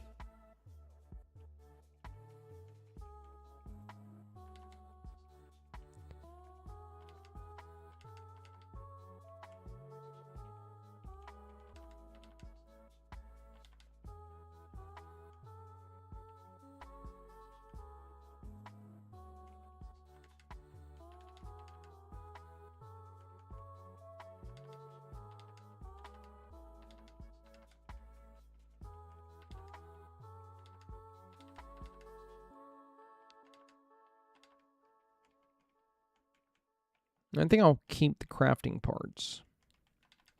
Yeah, let's not even bother selling this stuff. Because, I mean, each of these stacks are going to be worth 7,500, roughly. It's not that much. The real money is in the stuff we have right here. These stacks will be worth a lot more. So this is the real big bucks here. Like, if we did sell this, it'd be another 1, 2, 3, 4, 5, 6, 7, 8, 9, 10, 11, 12, 13, 14, 15. It'd be like another 150 to 200,000 star coins, somewhere around there. Maybe like 220,000. But, yeah, what we got here is the money. The money. The villa is so beautiful. I just wish I had gotten the fountain last week, but I had no stones. Oh, are you talking about the fountain that goes with that villa? Yeah, that fountain's really nice. Look at that, 3.1 mil. Yeah, we made way more on this run, and it didn't even last as long. That's crazy.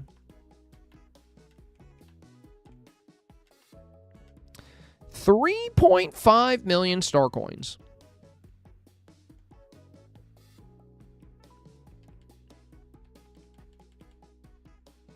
I guess we'll sell this stuff too. Actually, yeah, we'll sell it. I got plenty of this stuff in my storage. I don't feel like... The only reason I'm selling is because I really don't feel like putting it all away. Just do not feel like it. What was that, 3.4 million?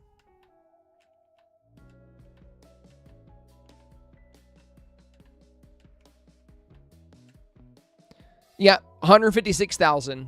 Wow, I was pretty close. Well, I did say 150.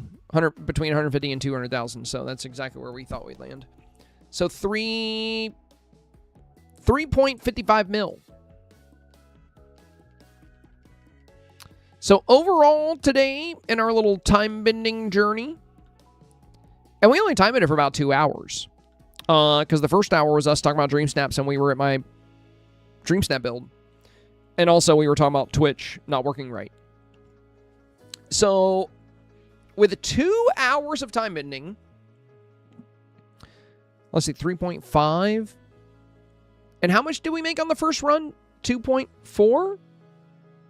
So we made about 6 million star coins in 2 hours. And on top of that, about 500,000 miss. Like 400,000, 500,000 miss. Pretty good, pretty good. Liquid Metagaming said, hi, Sabai. How goes? How you been? Roddy? Oh, dude, no way, Roddy. No way, bro. What is up, dude? Long time no see. Welcome, my friend. Welcome. I've been good. Been very busy. I'm actually... I hate that you just got here because I'm literally ending the stream right now. This place looks gorgeous. Oh, it's been super pretty. Yeah, I've been I made, you know how I had Tensega in Animal Crossing? It was like very much built around like the Eastern concept. This one, well, I'm not going to run just yet. You just got here. I'll stay for a minute or two. But my dinner's ready, so I will have to go in a moment, but I got to chat with you for a second cuz yeah, dude, it's been so long.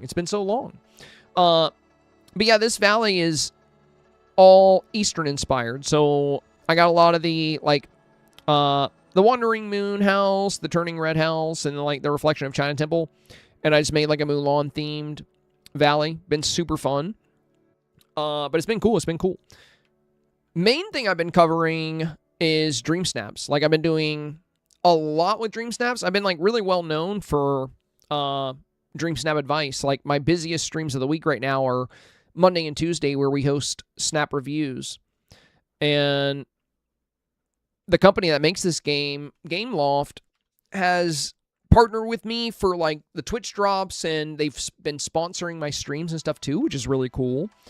But yeah, it's been good, man. It's been good. And I've been doing a lot on YouTube too, like a ton of stuff on YouTube.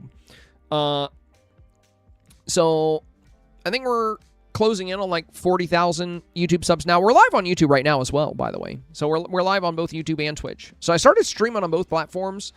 A couple years ago, when I left Facebook, or like what, maybe 3 years ago now, when I left Facebook and came to Twitch, I started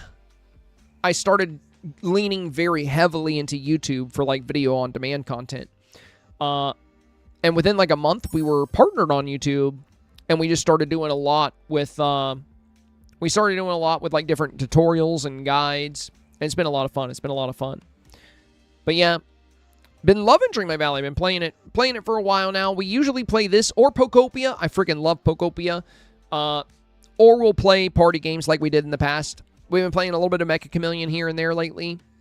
It's been fun. But yeah, we'll have to catch up, dude. We'll have to catch up. I'll be live tomorrow around my usual time. I typically go live around 3 or 3:30. And then I'm usually live for about 3 hours. Forrest said, I've shared so many of your advice videos and got you a few more regular followers. I appreciate that, Forrest Maiden. I appreciate that. How come Senpai doesn't get this excited when I come in? Dude, what are we talking about, Samantha? Don't you remember Roddy? Roddy from the Animal Crossing era? I haven't seen him in like over 5 years, I think. It's been like 4 or 5 years, dude. He's like an OG friend in the community. To be fair, I would be this excited if any of you guys were gone for like 4 years and you came back in. This is exactly how I'm going to react. You know, if you're somebody I know and I haven't seen you in a while, it's so exciting to see an old friend, dude. And you know, I don't react this way because I see you guys every day. I don't hate you. What are you talking about? You know, it's just not out of the ordinary for you guys to be here. Prove it. Okay, leave for 4 years, I guess, and then come back. It would be the longest prove it I've ever seen, but Bell said, be back in 2030. Guys, I don't want you to leave for 4 years. I didn't want Roddy to leave for 4 years, but everybody gets busy. Sometimes people change jobs and, you know, or they play different games and you won't see them for a while, you know. People come and go. So is the streaming life, you know. You'll make some great friends along the way, but then sometimes people take a break from social media, or they play a different game, or, you know, it could be a number of reasons. But there's a lot of times where people, you know, you just won't see them for a while. So it's cool when you do see them. I was at EFH during that time. Now I'm not with 2 kids, but I'm happy I popped in. Yeah, it was great to see you. Also, congrats on the kids. That's awesome. You got a whole family now. Ashley, thank you for the gifted sub. That's very nice of you. Very nice of you. And yeah, if you ever drop back in, Roddy, you know, we'll have to catch up. It was wonderful to see you, my friend. Yeah, dude, I can't believe that's so cool. Do you remember Amy, the one that would hit me with the net in Animal Crossing? I think about 8 months ago, she randomly dropped in too. And she was like, do you know who I am? She was like, it's Amy. And I was like, oh my God, no way. She's like, do you know which Amy? I was like, yeah, I know which Amy. I know exactly who you are. The net, yeah, blast from the past. We made a whole rule about you're not allowed to hit me with a net in Animal Crossing because of her. But it is so cool to see old friends, you know, because I've been streaming for a long time, you know, 6 years of making content now. So you never know. You never know when somebody that, you know, was somebody that you know is going to drop in. It's just cool to see. Grace was said, this is making me miss the first streaming community I was modded in. I want to say hi, but I feel bad because I ghosted them for 2 years. Dude, no. Unless they're like a complete jerk, there's no way they're gonna like be mad if you go by and see them. I'll tell you that as a streamer. Anytime somebody is taking a hiatus or anytime somebody has disappeared for an extended period, I just chalk it up to life being life. You know, people will come and go. So is the life of a streamer. Any streamer worth their weight is going to know that. And any good streamer, and if you monitor for them, I'm assuming they were a good streamer, right? They're going to be happy to see you. You know, they're going to be so excited. They'll be like, no freaking way, Graceful is here. You know, And if they are not, if they just immediately guilt trip you, then you'll kind of be like, okay, probably a good thing I left then. You know what I mean? That's the way it is. That's the way it is. I built their whole Discord, but I should probably say hi. Yeah, drop in, give them some love, say hello. Semi and Sachi got me into watching live streams, says Liquid.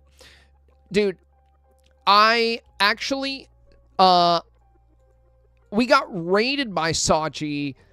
I hadn't seen her. This was like also about like 9 or 10 months ago.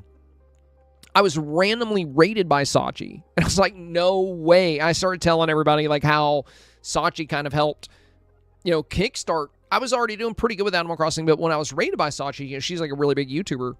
I thought she quit. Me too. I think she was just live for something. I don't know. But I had not seen her when the Animal Crossing update, I think. That's what it was. Yes. In January. Yeah, it wasn't that long ago. Yeah, she went live for the Animal Crossing 3.0 update. Or no, not even the 3.0 update. I think it was was the hotel the 3.0? Yeah, I think it was. She did a pop-up for it. Yes, that's what it was. So when we streamed Animal Crossing for the first time in ages, I guess she saw me when she was raiding out, and she was like, no way, it's Senpai. He's still streaming too. So she sent her viewers over here, and I pretty much responded the same way I did when I saw you. I was like, no freaking way. I was like, hello, Sachi. It's been forever. The very first raid on Facebook, that was huge, says Hope. Yeah. And when Sachi did a tour of my Animal Crossing island, put it on YouTube, that was also very good for my channel. It was awesome. Anyway, you guys, I gotta run. Thank you for being here. Greatly appreciate the big 242 consecutive stream goals in a row. You guys are absolutely crushing it. As always, guys, when we end up not hitting a stream goal, guys, not the end of the world, okay? So one day it'll come to an end, but you guys said it was not going to be today. So thank you. Big love to you guys. Thank you for always showing such wonderful support to the channel. For my friends on YouTube that are still watching as well, you guys have a wonderful night. Luke said, well, you said this a while ago. You said my stream cash. Did you happen to answer my ranch house question?